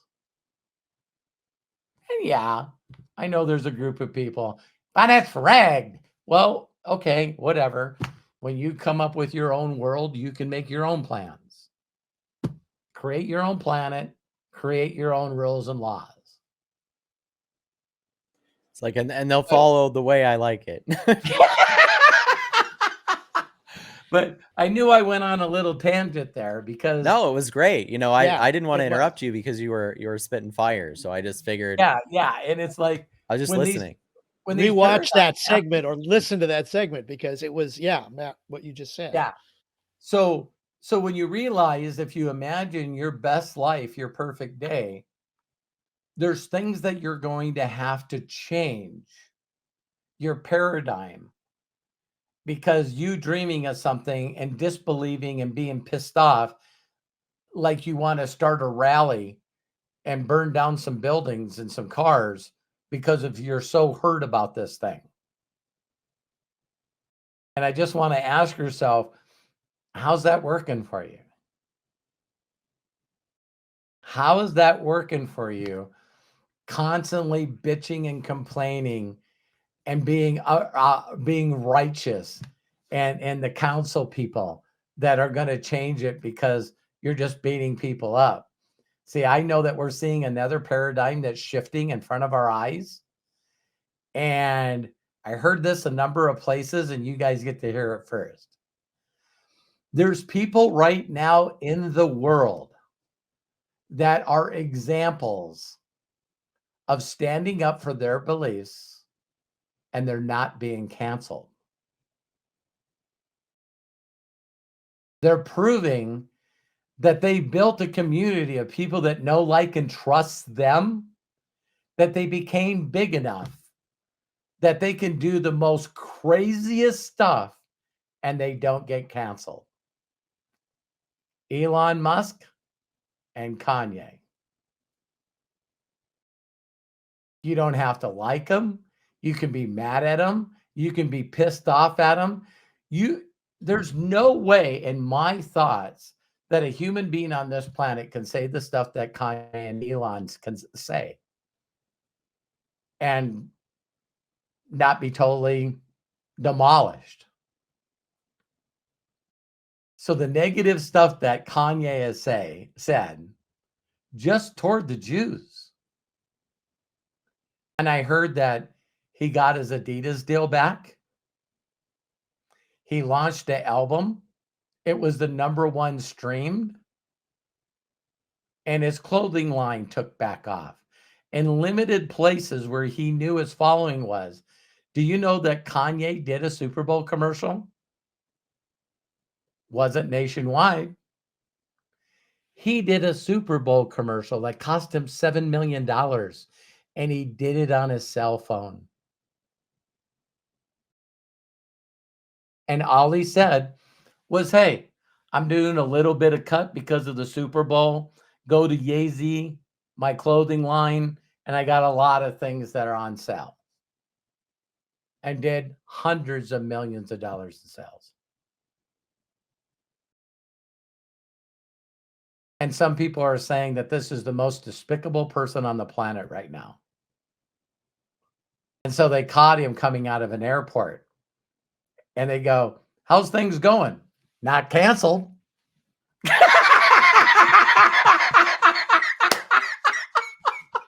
So, Elon, if you guys don't know, geez, viral went video. I mean, video went viral. He's going, hey, fuck those people. I don't need them to advertise. I wish they would pull them. I wish they could pull my advertising. And then behind that, you got Dana White talking to this Theo Vaughn. And he said, yeah, he says, I'm learning this podcasting stuff. I want to be like Joe Rogan. But we did a really good show with this guy, and Peloton called us and said that if we if we launched the podcast, that they were going to pull their endorsement or sponsorship. And Dana White of UFC said, are you serious? He said, yeah. He says, I'm picking up the fucking phone right now. I have Pelotons, thousands of Pelotons, and all my UFC training centers. And I'm going to tell them right now to pick them up, take them out, and throw them in the fucking garbage. Right now. I'm tired of this shit. And UFC could not be more redneck. And guess what he just brought on as a sponsorship? Bud Light. So now you got a group of people that got money, influence, and power going against the very powers that are trying to control them. Well, it's interesting because it's almost like a artificial facade anyway. Like I think that there's this whole like I don't want to say the wrong thing, or I don't want to say the wrong thing to the wrong people and all those different things. It goes back to it's yes, it's not a good thing to say bad things, but it's not apologizing for saying those things or understanding how they affect others, talking about Right. a different paradigm shift, right? Is it's Yeah. like you can be canceled for saying things that are wrong, but um I think it might be good and a good human trait to acknowledge the people that you've done wrong to. Um, Yeah. it's not at the same time, like, we're not in a forgiveness type of situation because that's just not the way the world works. It's very transactional. Yes. And it's always one of those things because I used to be a big Kanye fan myself, especially for that type of stuff, right? Like, well, not the anti-Jewish stuff, definitely not that, but the just the sheer willpower to go, I'm going to do this and be a success at it, and then actually pull it off, Yeah. right? To be consistent at that, even if people are trying to hold you back from it. Um, but at the same time, like I can see Great point, certain Matt. personality types, right? Like you brought up Elon and Kanye. I think that their version of canceled is a little different than other people's because I think they're both contrarian to a certain extent. Like they say Explain that word to me. a contrarian is someone that will say something that will get, it's kind of like a fancy word for troll to a certain extent. It's like you pick there's a certain thing, right, that Okay. people are for. So then your goal is to be against that thing because you'll get the most publicity for being against the thing that the most people are for. It's not necessarily you Please actually used to explain. do Yeah, this something. explain more because you just sent me and Craig a video on this. It's like, Yeah, well, it's That similar to video. you used to do this with me when we would argue. You would play the contrarian in the argument, even though in that argument that may not be your position. You're just playing the contrarian in that to elicit a dialogue on yeah, something, right? The devil's Now, advocate. right, another word for it, devil's advocate. good, good, But good. contrarian is like, okay, I'll use a great example of this, right? Kanye will be in a bunch of interviews and he'll be talking anti-Jewish, anti-Semitic things, right? Then the Palestine stuff happens with Israel, and now there's this large group of people on college campuses out protesting that are anti-Jew, anti-Jewish establishment, all these things, right? Um, Now Kanye changes his perspective to not be anti-Jew, but pro-Jew because it's now contrarian in the opposite direction. So is he really apologizing or is he really just changing his perspective because he knows that that's where the conversation is right now? These people are Right. very, very good. See, like I'm interested sometimes in kind of like this this whole tower that exists of intellectual thought of getting people to do things or think things or respond a certain way. And I Yeah. think that they're really good at playing the contrarian role, not because of the cancellation thing, but because it keeps them in the spotlight consistently in a way that other people are worried to not be. They're worried to be in the spotlight in a negative way, not realizing that the world that we now live in is negative or negativity or those different things are completely subjective. They used to not Yeah. be as Yeah. often, but now it's so subjective that Kanye can say those things. And he even had this line that he said, he's like, I can say anti-Semitic things and Adidas won't cancel me. And then they did, right? They Right. got rid of him. Anyway, No, if they I love what you're saying. I love what you're saying, Matt, because whenever you're talking about a individual, any individual, tribe, race, whatever, it's pretty interesting that we from afar can actually see the paradigms that they need to change. Well, of You course, know what I because we see mean? those in ourselves, and maybe we've already changed those. Maybe there was one of those times where we made a joke at someone else's expense that we didn't understand affected them or hurt them until they acknowledged Guilty. that or shared that with us. And then we went, okay, I get it. I apologize. I think the Guilty. difference is that those people, the two people you just named, don't have that apology gene in the same way. You Where can add a like, third person to Or that. they're smarter, or they're right. smarter than we're giving them credit for, and they're doing exactly what they're marketing. Well, that's You know, that's what I think. If you want to Well, go no back to PR the firm would tell you to government, do what Kanye did, right? right, true. That's not the case. It's the ability or the want or can't believe- need to I do can't it. believe that we haven't brought up Donald Trump in this. I was just going to bring him up because this is exactly, what do we, is that his purpose? Persona. Yeah, well, but Well, I can tell is it you to that's the be reason he was the voted for a contrary? majority of the time. Yeah, Is because he was the he's contrarian contrarian. to the modern political establishment that Yes. people are kind of sick of. And what's so Regardless of how interesting, he thinks and what he says, and look what he gets away with. Now, whatever you think, fine, I understand, but that he is at this point, when you consider the established government, the establishment, he is the contrarian, Yeah. and people flock to him, It's and amazing. he's to me. totally changing the Um, norm. It's amazing to me that a person that's running for president goes, listen, all of them combined have less than 2% of the vote. Why would I show up there to a debate? Mhm. What a waste of my time. And just crush them all. Yeah. It's like what? It's like it's pretty crazy. I mean, there's things that are done, I think too on accident, and then there's some things that are done on purpose. And I think I don't know, like the political landscape right now is so nuts because there really isn't enough valued options outside. So like, because there's not a lot of other options, it kind of just automatically means default, and people are so default driven, especially to the status quo, right? Yeah. And so like, I think when people elected Donald Trump the first time around, it was like the dynamite situation. I know we've had conversations about this, but it's like, okay, I hate this fucking system. Let's just throw dynamite in it and see what happens. And Trump was Start that over, dynamite. build yeah. from scratch. Yeah. Right. Yeah, maybe it And- will rebuild itself once you destroy it, which is like what you're saying, the dynamite situation. Right. You just, if you want to fix certain things like immigration, odds are you have to have a conversation with the Mexican government to do that instead of telling them that they're going to fix it. So like, I think that there's a certain aspect to it, and you see that this in people, the people that we just named, they're not at fault either, because like, what's so interesting about them is all three of those people you've named have had things that they said were absolutely going to be the case that were completely not the truth and didn't happen.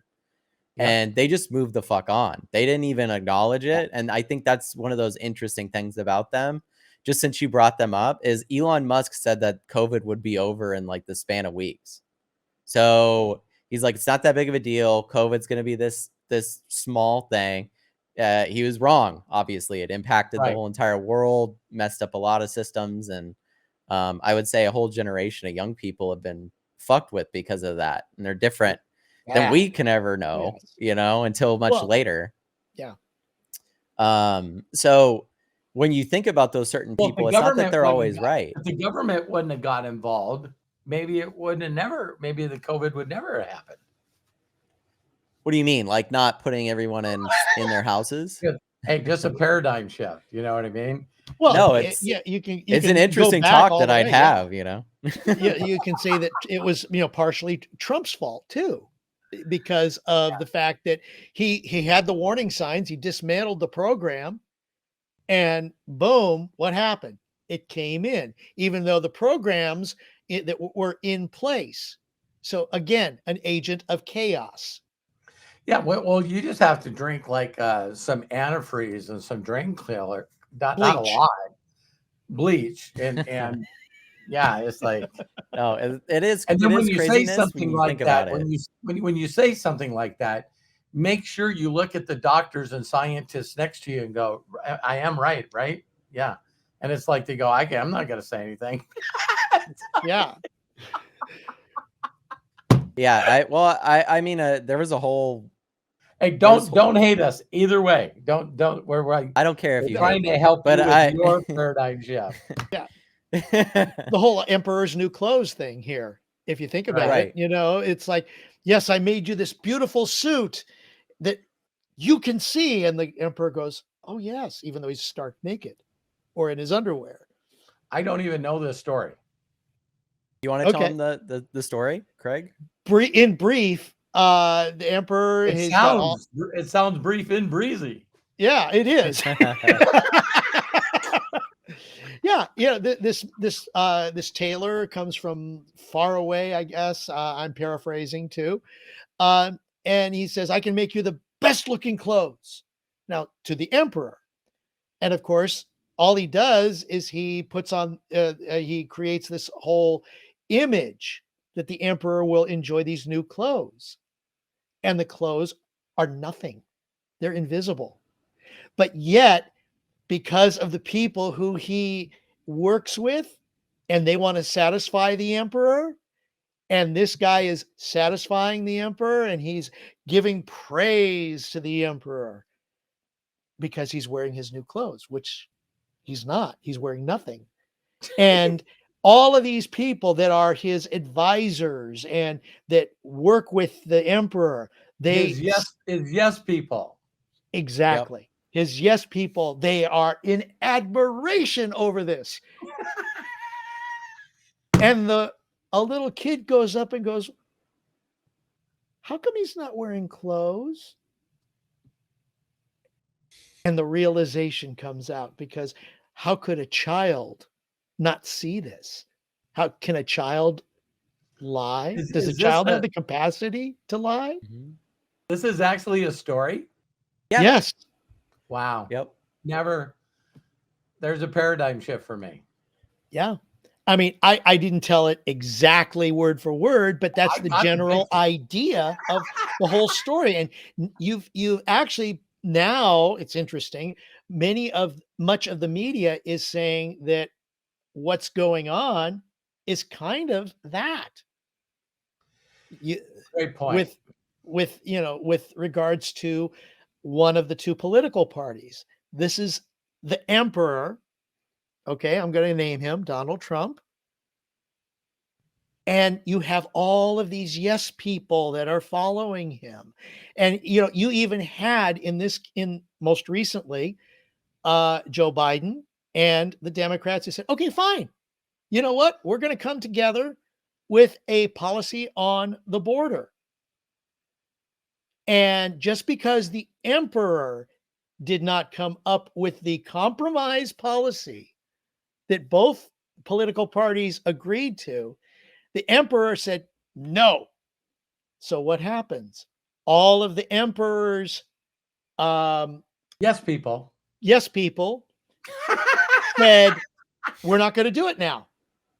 And it's now dead in the water until supposedly after the election, when they bring it back up again, and the emperor will take credit for it. Well, here's the not that you're for one and I'm the other. You and I definitely don't have views that way.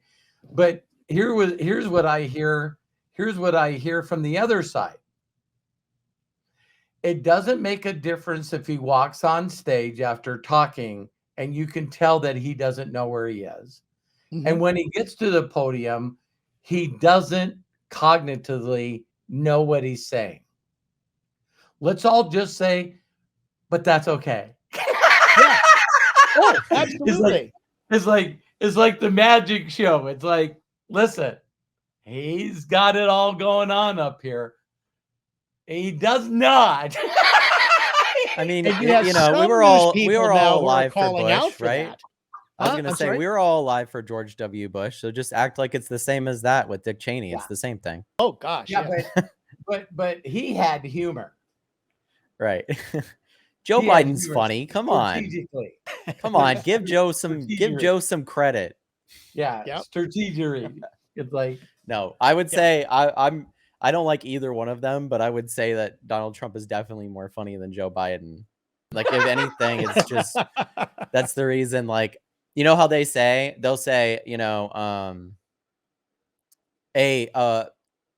women will date and marry a guy that's funny but unattractive, yeah. right? Because it's Mhm. such a powerful thing to have. It's a good trait to have as a human being. I think that's maybe where everyone is with Trump. They're just like in this like Twitter pated stage with him because he's funny and entertaining in a way that other people are not. But I think what's so It's interesting is the same reason you go to a comedy show is you're just you want to be stunned by what the person's saying. That Yeah. that's at least that's the way it used to be. attractiveness. Yeah. That's the attractiveness of both candidates. Yeah. Well, I'm like watching all this stuff and I'm fully aware that the odds of Trump winning again are pretty high. The odds of that being the case is just as much as if it couldn't happen. So like it's Yeah. like in my mind it going back to like the paradigm shift thing. There's a lot of people in this year, and I think we're going right into a good subject about paradigm shifts. There's a lot of people this year that are going to make a lot of decisions based off of what that decision is. No doubt. Absolutely. And they're going to No shift their doubt. paradigm of where they think the United States and the world is going based off of who that is. No Right. doubt. Yes. And it's interesting because there's like, people see it like a do or die type situation. Like this machine hasn't been going on for 300 or 400 years. Right. Yeah. And before that, you know what I mean? We've heard a lot of different switches and powers in different countries, and it's usually not done really well. Mhm. It's No, like, the transition of power in the United States has lasted actually quite a decent amount of time with the way that the system works without there being people messing with it. So I think obviously the founding fathers built a bunch of systems around it not being messed with, but I don't think they anticipated somebody. there's no Um, way for them to foresee You're today. Right. talking No, 200 and some odd years And ago. we can't rewrite the laws because No. everyone knows that they were given down by Jesus Christ himself to the founding fathers. So there's no way we could rewrite any of them except the ones to do with slavery. Those ones eh, needed to go. but we do got to remember they had the foresight at least to say that no denomination or any religion could be forced upon you Yeah. Yes. because Well, yeah. they were Built- forced in their country that there was only one religion. So they had the foresight regardless of what they thought, that they knew they didn't want to pass that on. Well, yeah, and a You know what I mean? the society that's locked out of different ideas will never grow as fast as the society that isn't. So, Never. like, I think what's so interesting is you have so many people that want other people to believe like them, not realizing that the American experiment, in the way that we know it, and even the American dream, only worked because those systems were set up for new ideas, not old ones. Mhm. And they crumble in a lot of ways and become infected when you try to force them into that box that they were never written and meant to be in. Like they were, the more you try to go, okay, there's massive amounts of immigration. We just need to stop immigration. Look at these other countries, how they're doing immigration. It's like, can we just have a conversation about how to do this better and get healthy new Americans into the country that can help us grow the country and grow the world as a whole? Because believe it or not, a lot of the world's ideals have come from the American experiment. So And from these people from other countries. from who other have countries come where in. that idea wasn't allowed where they're from. So Yeah. they came here and created the idea here. I'm So so optimistic that I don't mind watching the experiment keep getting better. I'll never forget, it was right before, well, everyone believed that Hillary was going to win. And there was, I myself don't included, remember, by the way, I was one Yeah. of those people. Me too. And I remember, and I wish I could give the woman the credit for it. Probably be pretty easy to find. But she came out one time at a convention. It was a Democrat convention. And she said, Do you know what group of people vote more in every state and every city and every town and village? Women. Women outvote men by such a far amount, it's ridiculous. And she said, if you guys are going to complain about the United States, do you understand that our government set up in 8 years, other than the Supreme Court, we could have every seat in Congress, we could have every seat in the Senate, and we'd have a woman president. But you know what? We don't trust ourselves.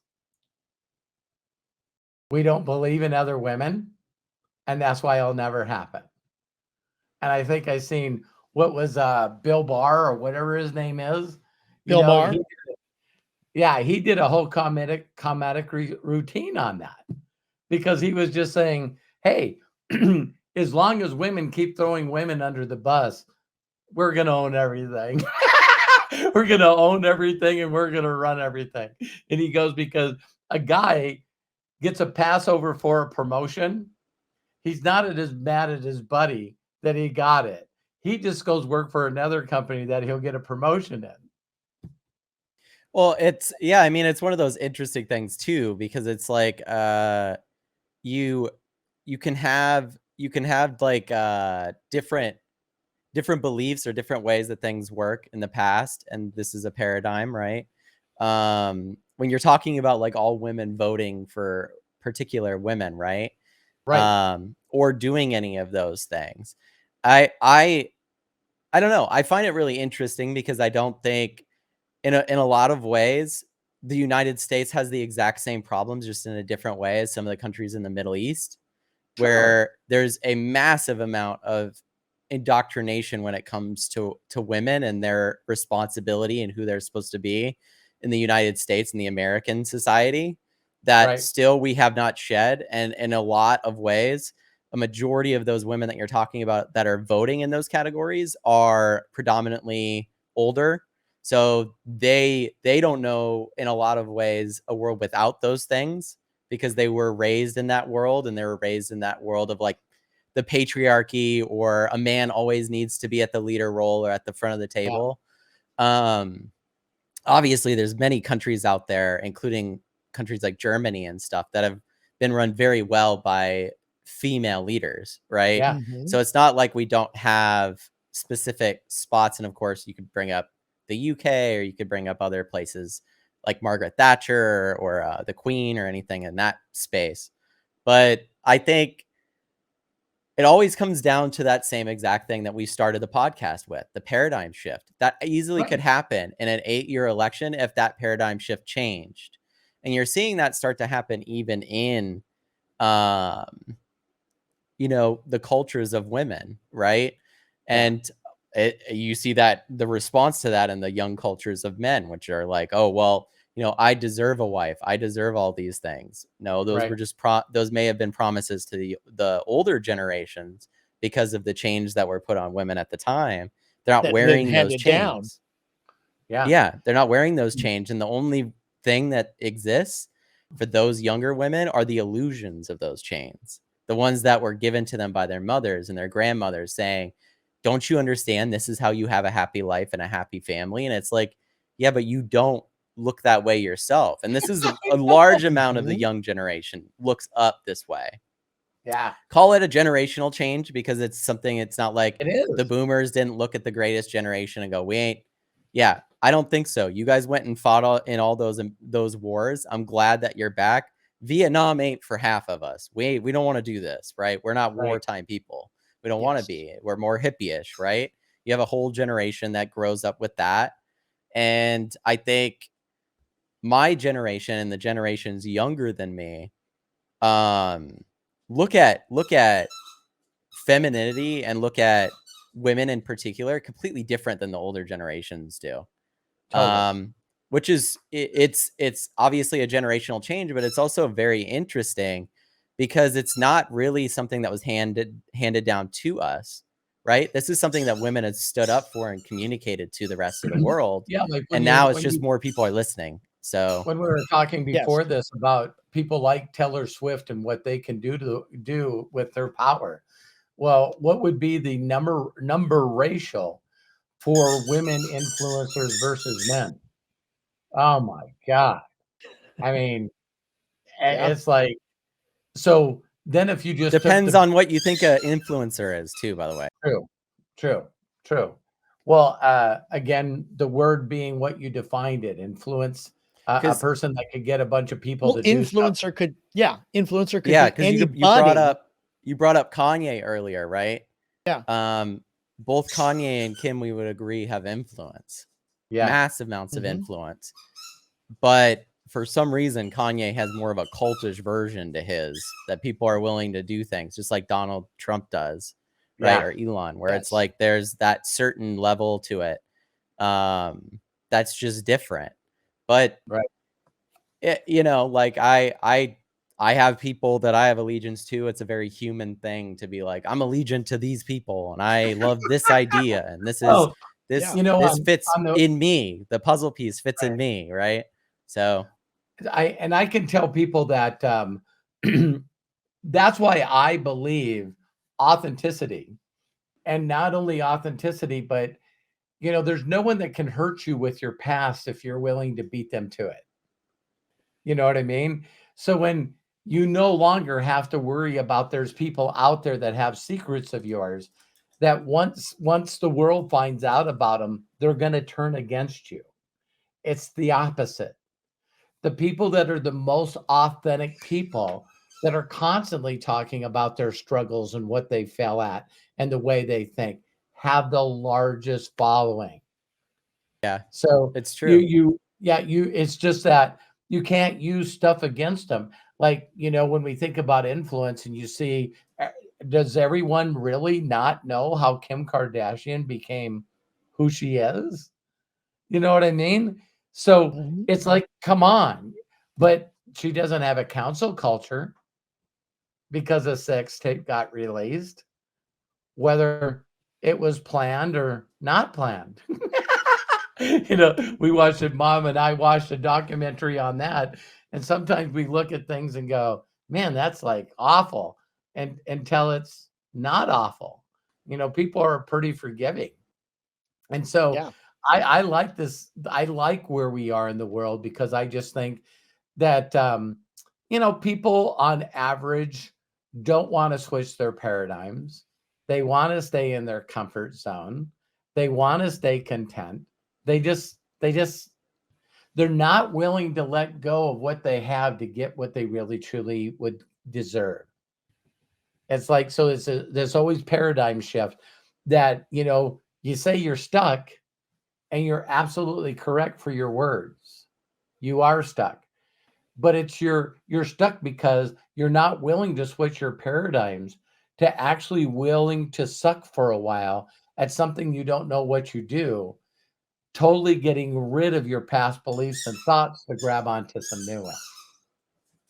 You know what I Yeah, mean? yeah. So it's like whether it's technology and AI or whether it's someone that wants to use a smartphone or not use a smartphone, it's that's why they always talk this penetration thing. It's like, all of a sudden it gets to that magic number of 10%, 12%. And when it gets there, then you look like an idiot for not doing what everybody else is doing. So all of a sudden it comes to that market penetration in the bell curve that when it gets up to a certain point, it now becomes acceptable and everybody wants it. But when you look at the real numbers and find out that 50% of the people, and even in America, are still not even connected to the internet. It's like that's so bizarre to me. It's so bizarre that what's the rest of the world? What's the percentage of people that actually are working on themselves that even know what a paradigm shift is? You know what's really Mhm. interesting when when you said that, like something that comes to my mind, right? And this is something I ask myself often with these types of things, and maybe it's a good question for some of you other people to ask. But I always go exactly what you said. You've taught me, Dad, to a certain extent. Is this right for all people? And when I think of things like the internet thing, I always go back to, it's so subjective because you could have a group of people going, yeah, but 60% of Americans don't get out in nature anymore. They're both Right. as equally important to a modern day life. And yet, And so the 50% one's of balanced in people, one direction because there's more people than the other one, right? So now it's like, I don't get why fascinating. kids won't go outside and play in nature anymore. And it's like, well, everybody needs to be on the internet and we all need to be connected and we all tell each other that. So being disconnected from the internet is actually a statement now. It's like a statement to go, I'm doing a dopamine detox for the week. I'm going to take the Wow. week off from social media and from the internet and just allow my brain to detox from all of this stuff. And it's like, it's very hard to beat an addiction that everyone says and is doing at the same time. Like Right. it's culturally now abnormal to not be part of social media. And it's interesting because you can see that culture shift kind of like happen. And then it becomes so normal that then every single young person, it's like an immediate thing. It's like, I'm the age now, I have Yeah. a social media account. It's not an if you do, it's a when Right. you get your When. phone and when you have that opportunity. And I now was So just you're going to say looking, this little guy right here has been the cell phone has been the thing. It's like, God forbid I had this conversation the other day with somebody going into the bathroom, just to go to the bathroom. What do? Okay, besides doing your business. you take a book or a newspaper with you. Oh no, you take your cell phone with you. God forbid I'd be 5 feet away from my you guys cell don't go to the phone. bathroom in a VR headset like me. Just wait a couple more years. We'll all be doing that. Absolutely. Oh, okay. Excuse me. Let me turn off the sound for right now while I take care of business. Don't mind. Let me put on just a beautiful scene on my camera. No, I know, I'm like still the Vision listening. Pro. It's like now I'm on a mountaintop, right? There you go. And right. Very peaceful, very zen. I don't know. It's Okay. interesting All because it's done. like I can see Apple actually making those commercials because that's just who they are. But I could see it. It's interesting because it's like, and you're in this stressful situation and you just turn the dial, then all of a sudden the whole world is zen. You're like, Yeah. I'm no longer in the stress of YouTube life. does that. YouTube does that. You're watching TV on YouTube, and all of a sudden it comes on. Time for your Zen moment. It's interesting though, Like because if just you think about it, birds chirping. Movies have right. shown that too. So here's an interesting thought that I'd love to get your guys' opinion on, because this is something that I've been thinking about lately, right? With the move into spatial computing and artificial reality, augmented reality becoming even more of a thing. When the internet happened and it's grown, it's changed the way that we talk and respond to each other. And I think that the ways at which we do that now has there's so much immediacy to great things in comparison to the way that they used to be because of that dopamine. So because of that, the way that we interact with each other is completely different because of the internet and social media and our ability to get that. So since that's the case, when we move it over into a AI driven, everyone has their own AI that they talk to, like Samantha from Her. And then Right. we're all wearing glasses that augment our reality, put things over our reality.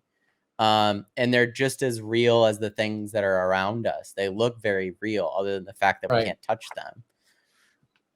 It'll be interesting to see how that shifts how we see and perceive our own reality. Because my thought, being in the VR space now for over a decade, my thought as it becomes mainstream with the Vision Pro and all these other devices that will come out, how it will shift how excited we are about real life, how much it will shift how excited we are about real conversations with people, how much it will shift about our excitement to leave our place. There's so many things that are going to change as this technology grows that you can already see the indicators from the internet and from social media that will happen. And there will be people that are walking around. I was making that joke about the Bluetooth, that will have no desire to interact with the real world other than the things that they'll need to get in it and get out. I Like agree. this is something that Bo Burnham even joked about in his Inside special, I that don't it will think be it's more real. like, yeah, it's like we go out into this world to scavenge, to come back to our hut or wherever we are, and we're defaulting back to that world of hunter gatherer. But the difference is, because that's our animal mind, that's not going away, because we can't evolve that fast. But that part still existing is going to really fuck us up when the more technology exists, because we're just going to go, this feels great and this doesn't, so I'm just going to default away from this. Yeah.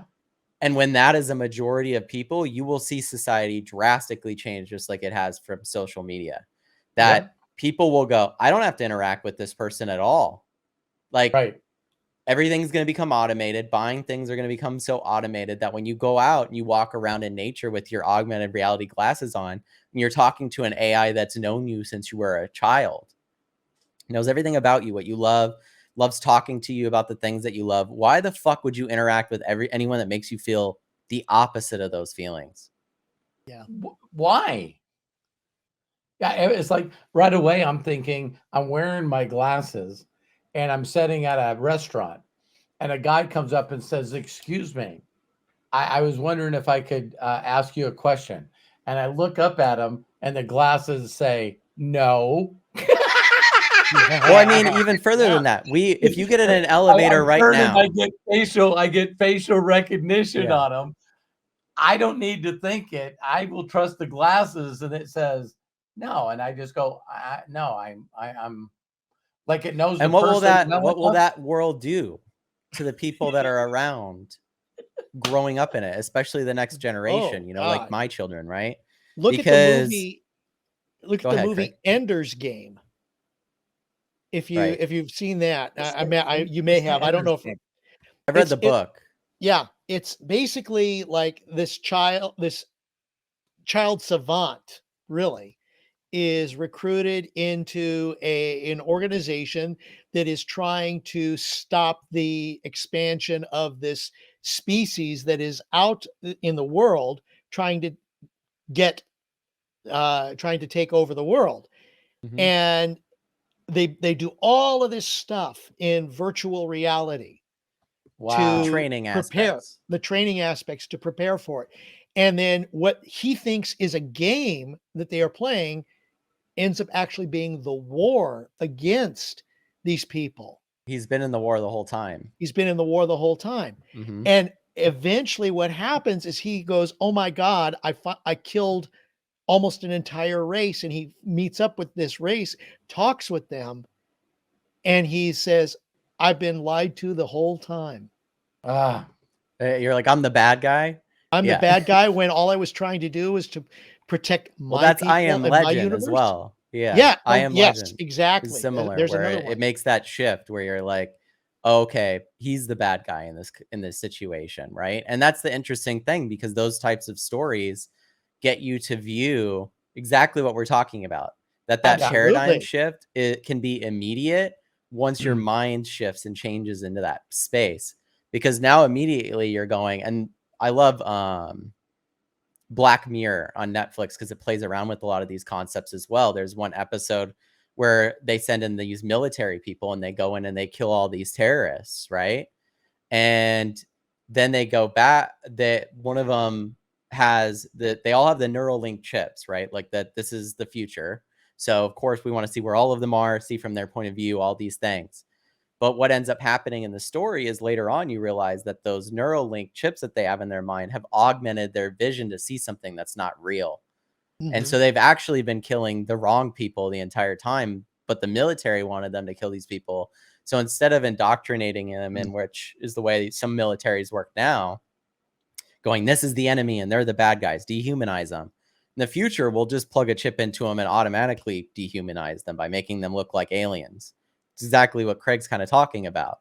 So then it's like, oh, if they're all zombies, then I don't have to worry about it, right? The zombie clause. Like you can make a zombie movie where someone massacres a bunch of zombies, but they're zombies. So it's like, why would I care, right?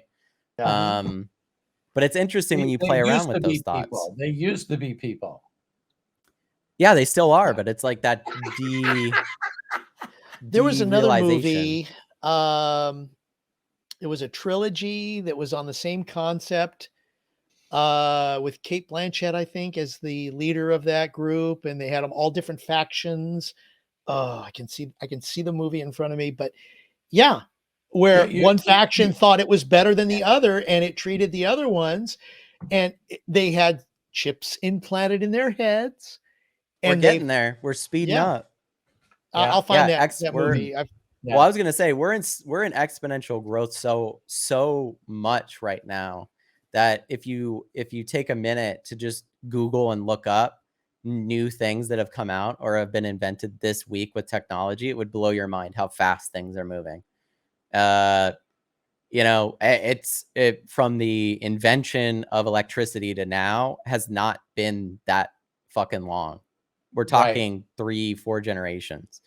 So to What think that's happened. isn't a generation 20 years? Well, I'm talking more a generation as in like a dec or like a century. Okay. Okay. Generations are though typically 20 years, yeah, because that's usually the Right. cycle of uh, a child. When a child is born, that's considered a new Got it. generation. Yeah. I was wondering I heard that just recently and I was going, how did they figure that out? And I guess from the time that you're a child to 18 being an adult, you can kill people, and go into the army. You just can't drink. It's like, Well, you know, it's right. It's the Divergent movies I was thinking of. Oh, okay. Yeah, oh, no, I've read got it. those books too. Yeah. Mhm. I'm sorry. Keep going. I needed to Yeah. get that out of my head. The No, I Divergent get it. Well, I've movies. been there. yeah, to get back on the, for the subject, how to change your paradigm is Yes. Matt brought up a point I'd like to elaborate on that I've always shared with people. And I think that people, when they hear this, they start doing their due diligence on it to figure out about the facts, and they're always on. So it's the rule of 33 and a third. So if you looked at, for those of you that are good with fractions, you know what I mean? Just look at a circle and cut it into a 3-piece pie. So all 3 pieces are equal, right? And you'll notice that most of the time, whenever there's like even a big movement, that there's only 30% of the people that believe so. There's 30% that believe in the exact opposite. See, when I first heard this, I was just going, hey, that's bullshit. And if you looked at the 3 top religions right now, they all got a billion people. Okay, that's 3 billion, right? So, okay, that means there's 30% that have no deal, and then there's 30% that don't believe in religions. So even if you had a perfect presentation, I'm being a little sacrilegious, but it's funny. You know, you got the smartest people on the planet believing in one movement, and they got 1/8 of the population. So I always thought that, wait a minute. So, like I shared with Matt, when you start getting where your awareness, where we are talking about paradigm shift or a little bit of a different awareness of thinking about things, is when you realize that regardless of what you believe with your heart and soul, that you would fight for, you would fight for, to always think that there's 60% of the people on the planet that don't believe the way you believe. See, it would be funner if it was 50-50. We could have this like little fight, you know what I mean? It's like me against you. Oh, we But do. when It's the 50/50s in the lower niches, right? yeah, yeah. But when you realize the one thing that always comes up in every election is the mass group of people that could have voted that didn't. Oh yeah. Think about that always. So that's the people that I don't care. I don't want to know. I'm not participating in your bullshit. And then we got this small fraction that want to call themselves whatever they want to call it. And then you got these 2 big parties, blue and red, or donkey or elephant, that got to go against each other. So it's when you really realize this, the biggest paradigm shift that I wanted to share with all of you, that when you really start to think that there's a majority of the people, usually the time, that don't think like you. And I just knew, me wanting to build a community of like-minded people that could make a difference in the world, that I had to be willing to admit that I didn't know that I didn't know.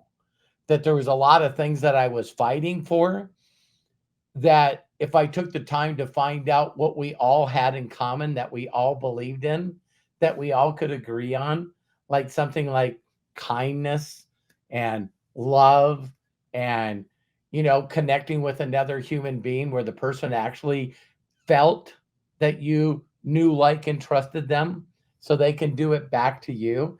Uh, Not only being kind, but what's all this bullshit about judgmental?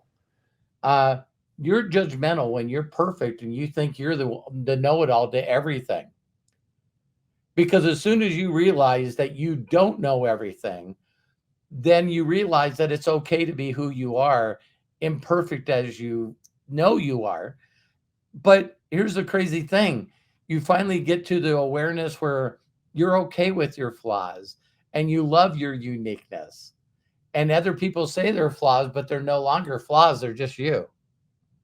So now if you can learn to love yourself, which is a paradigm shift, because everyone's telling us that, you're an idiot, you're stupid, you think the wrong way, you're not that smart, you're not that good looking, who in the hell would want you? So you got a majority of the people on the planet that's telling you that you're pretty much not enough, you're not worthy, you're not smart enough, you're just not anybody. It's fun to hang around a group of people that go, no, you're somebody. You're somebody for fucking real. And we're a bunch of misses from Misses Island.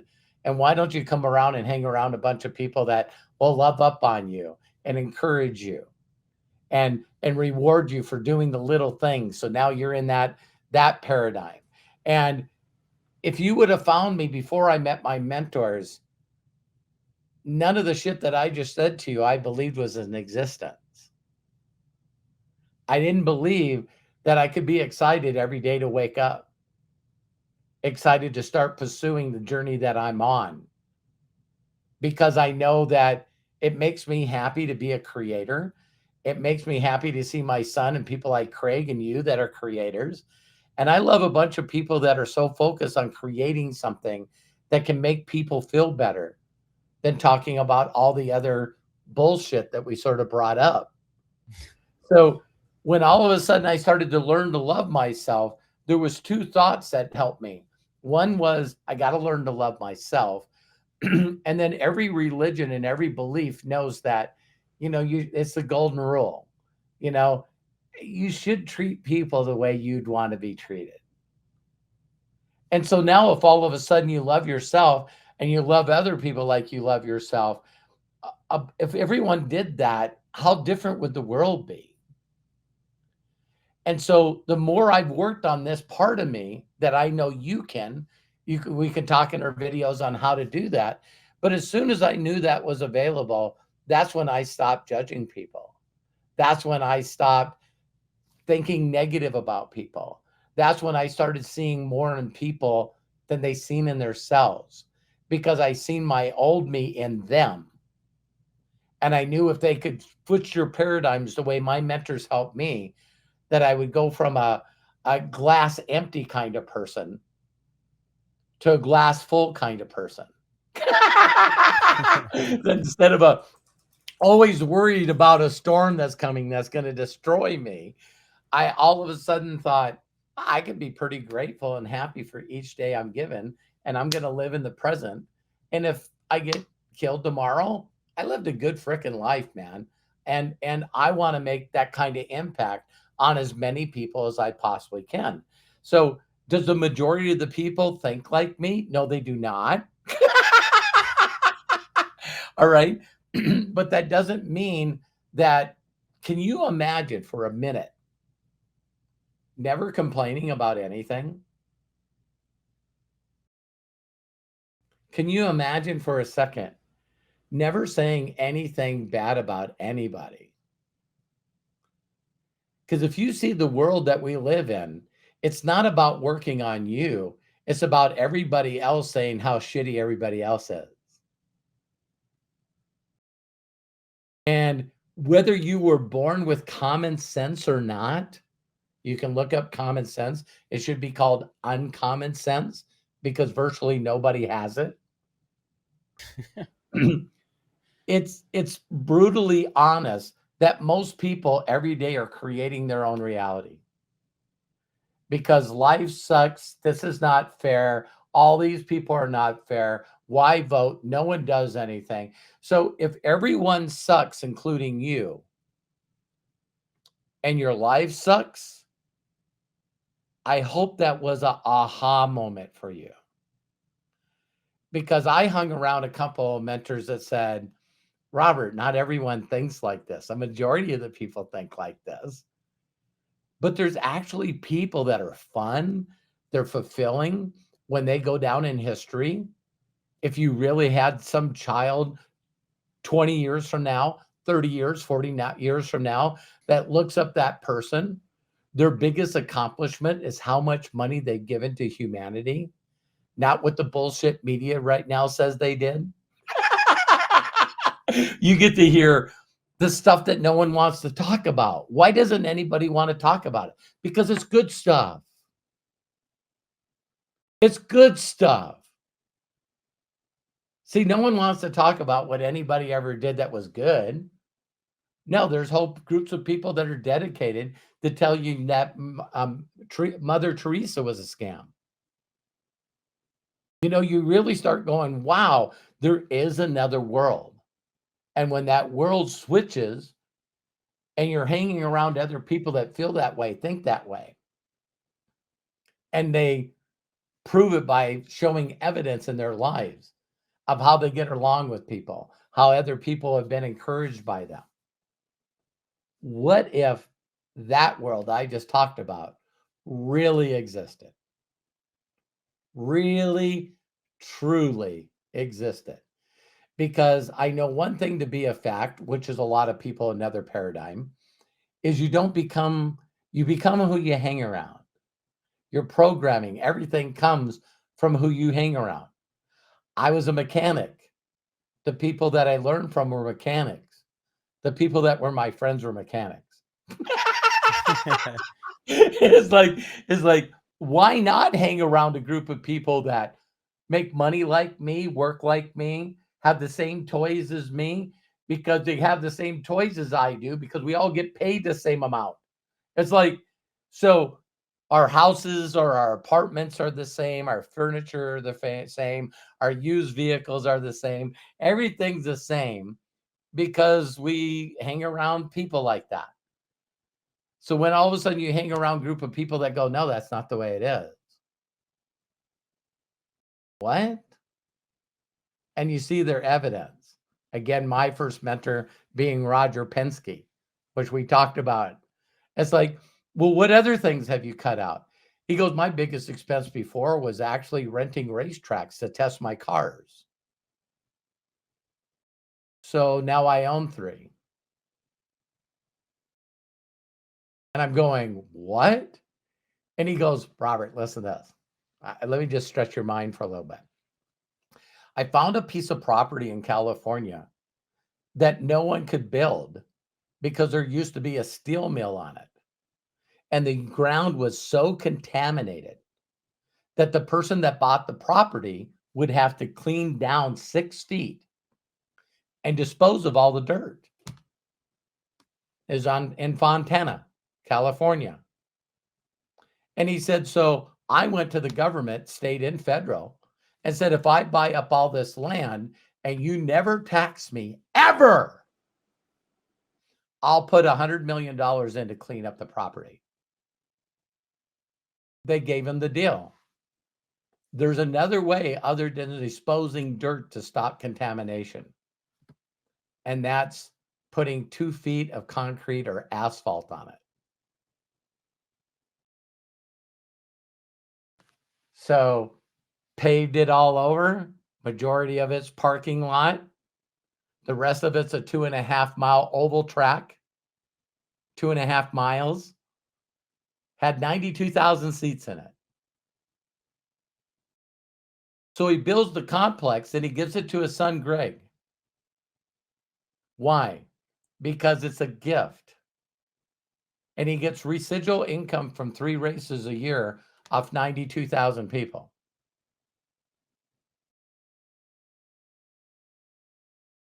What else did he do? Well, we went there a day after the race, and there's all these people in the stands. And I'm looking at them and I go, how many employees do you got to have to clean up a 2.5 mile oval speedway? He goes, nothing. I go, what? He goes, yeah, I called every church, every Girl Scout, every Boy Scout in the surrounding area. And I gave them a section that them and their people could clean. And I give them 10 grand. So you got 60 groups here. I gave 10 grand to each. That's a tax write-off. I helped out the community. And they did a better job than employees would ever do.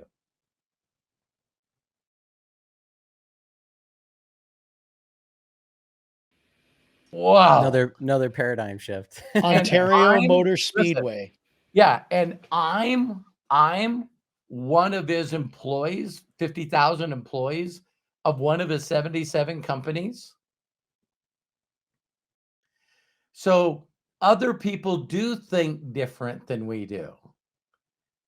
And instead of despising them and listening to what the rest of the world says they are, why not focus on what they do good? And just be part of that.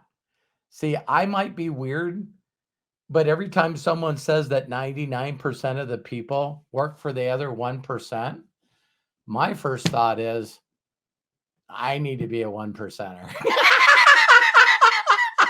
I that still blows my mind that people go, wait, only 10% of the people in the United States make over 100 grand? Yeah. 5% make 200,000? Yeah. Not for me. Not for me.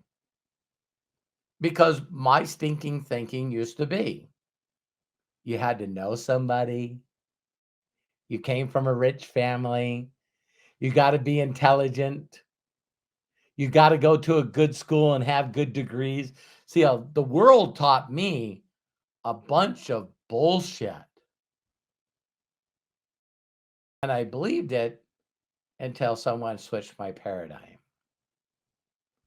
So my quick question for you is, what are you hanging on to that you won't let go of that's no longer serving you? It's no longer serving you. See, you can be for a religion, you could be for a group, with religious group, you could be part of a working class. Just know there's people around you every day that are not. And it's just because they change a thought at a time. You don't have to change them all. There's still a large group of people that believe that marriage is the stupidest thing you could do. There's a larger group of people that are like opting out right now. Every country right now is not having children. So it used to be 8 or 10 kids because you needed that many kids to take care of the farm that you were building, the ranch that you're building. You had kids to help you out so you could pass that down. And now there's people that are like opting out of children altogether. See, so I just don't know why you believe and hang on to the paradigms that are not serving you. When there's people that think the opposite way, that if you took the time to find out, you'll find out that they're usually doing them for good reasons, not bad. There are a few bad people out there. I'd suggest that evidence shows that.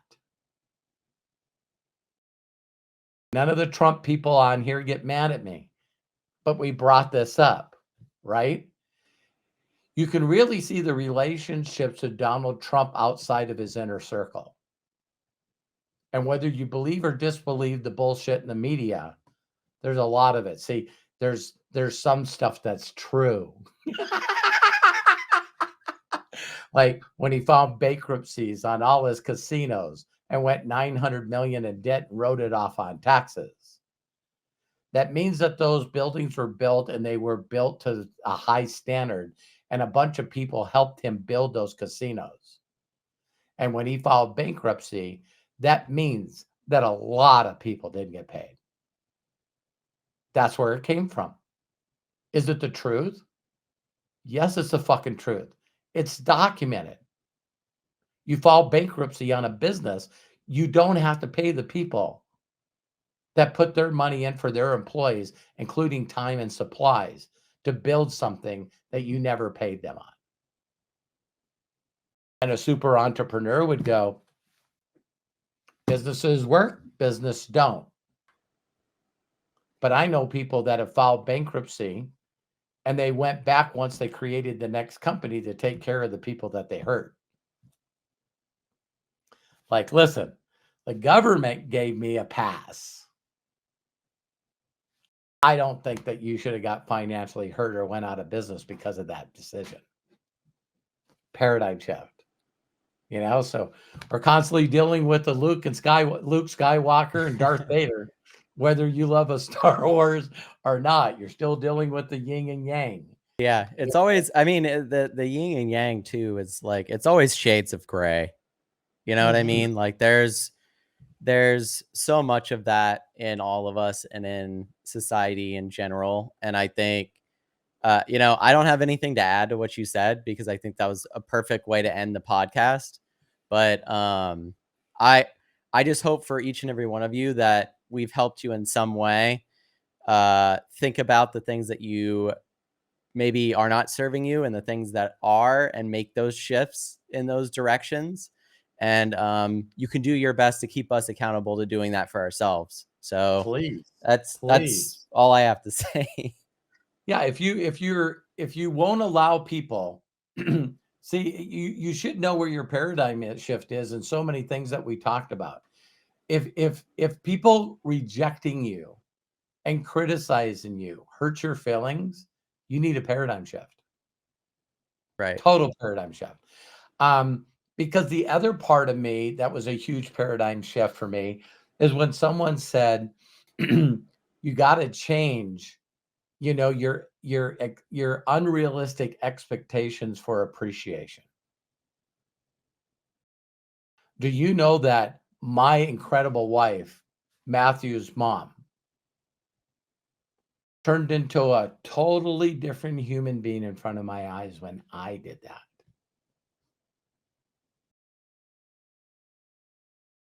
When all I needed to do every day is consistently focus on the things that are great about her, the things that I'm grateful of her, the things that I appreciate who she is and what she does, and not interested in having her be any different than she is. Because that's where people mess up. And I thought if I could do that for her, could I do that for Matt? Could I do that for Kyle? Could I do that for Darcy? Could I do that for the rest of the people that are very close to me? Because the majority of the time, people are just doing the best they can with what they know at the time. They didn't get an owner's manual.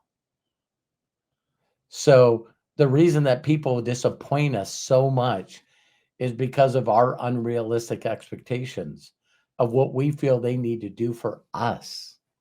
See, we keep saying to people all the time, you're so damn selfish. You know, why you always think about yourself.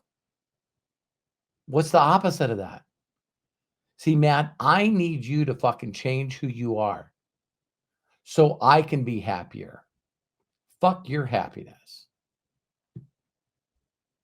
Wow. When I say it that way, I bet you every one of you go, oh my God, I would never say that to my children. I would never say that to my spouse. Would you ever say that to your younger self? No, you wouldn't. You'd go, stop saying that. Right. They're just a kid. They're learning. They don't know everything. You know, pick them up, encourage them, give them a hug. It's just really, really amazing. I seen this guy in closing to show you, what if you could change paradigm, people's paradigm in a millisecond, just a millisecond. Well, I don't get along with people. It's because you don't love yourself.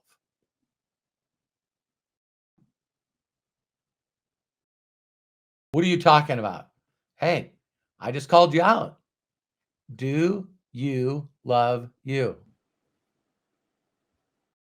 Tell me something you love about yourself. Um,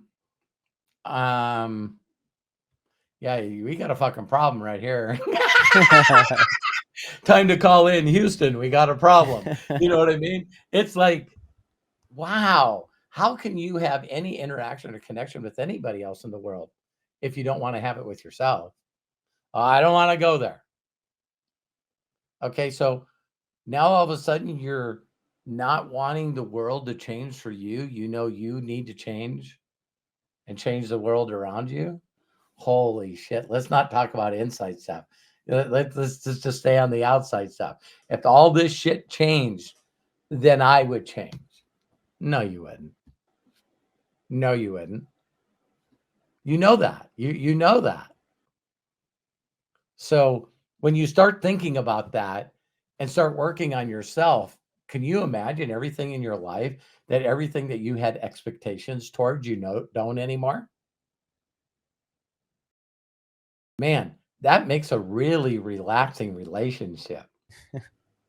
Matt calls me all the time. Dad, I love you. I appreciate you. What can I do for you today? And my response is, stay focused on the future. Stay excited about what we're going to create. And he comes back, I'm doing it. Always, I can't sleep. Yeah, it's like, what if all of a sudden you started throwing stuff around that? I need this created by this time. We need to do this by this time. I want it created this way. See, when all of a sudden you start putting your expectations on stuff, when in reality, can we all be honest with each other? It's hard to give someone an expectations when you really don't know what the fuck you want.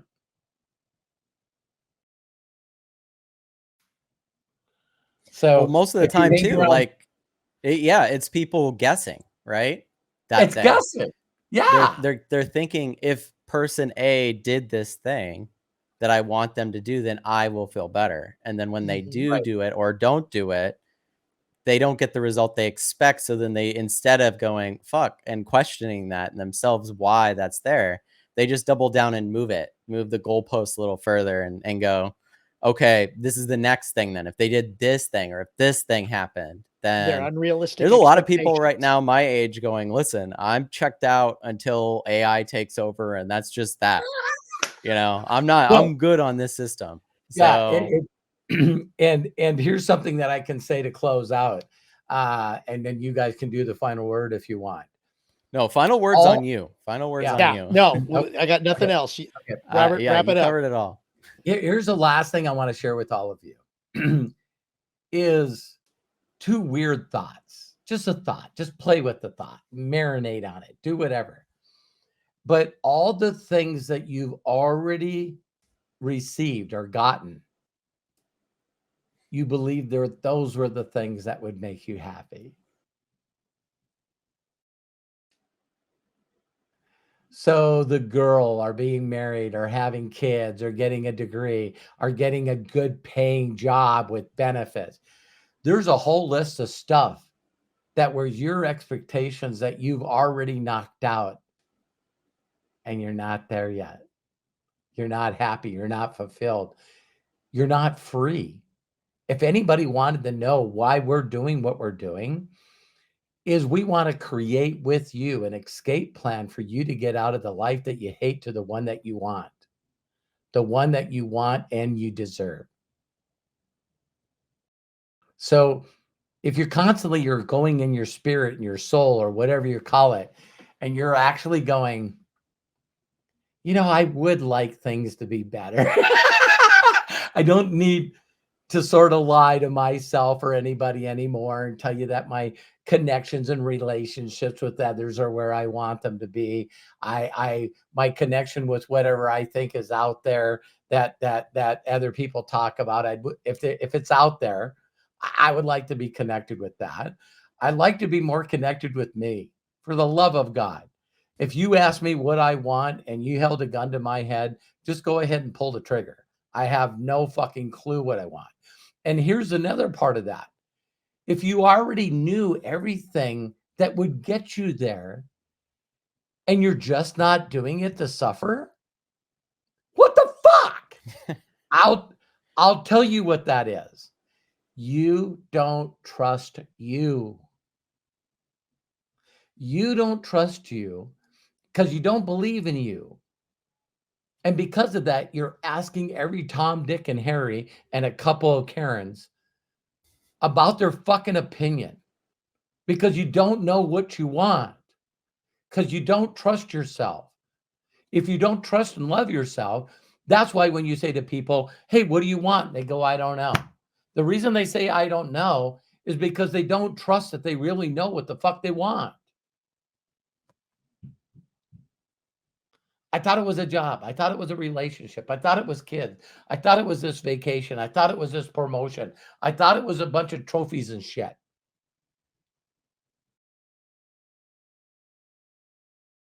So I hope you enjoyed the podcast. And I want you to understand, if you want to be a part of a group of people that are all masterminding together to make this happen, you'll see a join button around on our YouTube channel. And you need to join the inner circle and hang around a bunch of people that just think a little different. Because you can do anything that you believe that you can do. You can create your own reality, regardless of the people around you that says it's bullshit. Do you guys know that I have a lot of trolls? Oh my God, do I have a lot of trolls. But I don't have someone that's doing better than me criticizing me. That's pretty bizarre, isn't it? It's like, because the other people that are doing the same are better than me. We just know that we're a small group of people out there that are trying to do our best. We don't know fucking everything. And we're trusting in just an optimistic future that you know, you wake up every day and you can be excited about fucking living your life. That you feel like you're worthy and enough to have a communication with somebody else that's struggling. I know that I might be passionate on this, but right before I got on it, I found out a very dear friend of mine died, committed suicide. And you guys know him. His name is Jesse Norflet. The guy could not be a more kinder person on the planet. But for whatever reason, he was always looking for stuff outside of himself. He never trusted himself. He never loved himself. So whether it was addiction or alcoholism or religion, he would dive in these things to try to fulfill the hole inside his heart, when all he needed to do is believe that God created a miracle and who the person that he is. He didn't have to bust his ass 24 hours a day to be perfect. So, Jesse, I love you wherever you are. But I know, Craig, you know him. Yeah. Oh, my goodness. Jesse, to you. And the first thing I said, Craig, and you can close it out, is he was a good and nice enough guy. Spent many hours with him and his wife, Mindy, but he flew with me and Terry to the Bahamas with Melody Riva. We rented a private jet and went to the Bahamas. And he just was a really, really, really fucking good guy. Just really good guy. Just had some paradigms that he wasn't willing to shift. And when you guys know what I'm talking about, if you run into people that say, I've had religion up to here and I've had enough of it, he didn't even have a good relationship with his children. because it's my way or the highway. People don't think exactly this way, then you're going to die and burn in hell. And to think that you could have such a strict thought about something that people that are the closest to you that you should be making the biggest impact to it with don't want to fucking have a thing to do with you because you're a right fighter. You're a right fighter, my way or the highway. This is the stuff that needs to be this way. And there's absolutely no wiggle room at all. So again, I would say, how's that working for you? So when I heard of his passing this morning, my first thought was, he knew he could reach out to me 24 hours a day. And he didn't. So I know that you guys might be messed up by this, but I'm fucking mad at him. I'm really fucking mad at him. I'm not mourning. I'm fucking pissed off at him. Because he isolated himself, stayed in his own beliefs. People that were around him that wanted no more to do with him, and he didn't see a reason for living here anymore. So, back to you guys. Oh boy. Yeah, I know. I mean, stuff like that too is like, I don't really have words to end it with. I think that everything that you shared, Dad, if people don't know where your mind and your heart is, they definitely know by the end of this episode where you feel for others and where you feel for, the things that can happen and can impact us all, and making sure to be open to that paradigm shifting is so important to everything in life. It really is. Like it's so important that you don't stay stationary. Ask for help. Right. Ask for help. Please. Ask for help. Okay. Gentlemen, thank you so very much. This has been thank you guys so much. Enlightening podcast. And thank you for being a part of it too.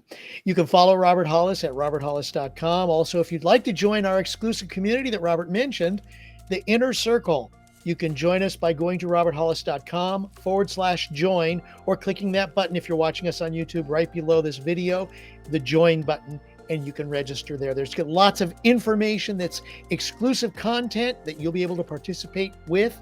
And it's a special group with our special breakthrough with our special breakthrough sessions to help you move to the next level. Please don't forget to like and share this video on YouTube and share it with others. It'll help us grow our community and reach those with ears to hear. And we are glad that you are hearing with your ears. Thank you so very, very much. Thank you, and shout out to our executive producer, Matt Hollis. My friend, thank you so very much. Thank you, and Craig. Of course, thanks, Dad. Robert, bless you, my friend. Thank you so much for being our mentor, our guide, our GPS to success. And thank you for joining us for this amazing podcast, Unlimited Wisdom, episode 3. We look forward to chatting with you again on our next episode, episode 4, as well as on Ask Me Anything Saturdays at noon Pacific on YouTube's. Go to roberthollis.com/live or AMA, or roberthollis.com/YouTube to find us there. Until next time, this is Craig Jackman saying thank you so much. Have a great day. So long. And bye-bye. Thanks, guys. Thanks, Matt. Thanks, Craig. Thanks, the audience.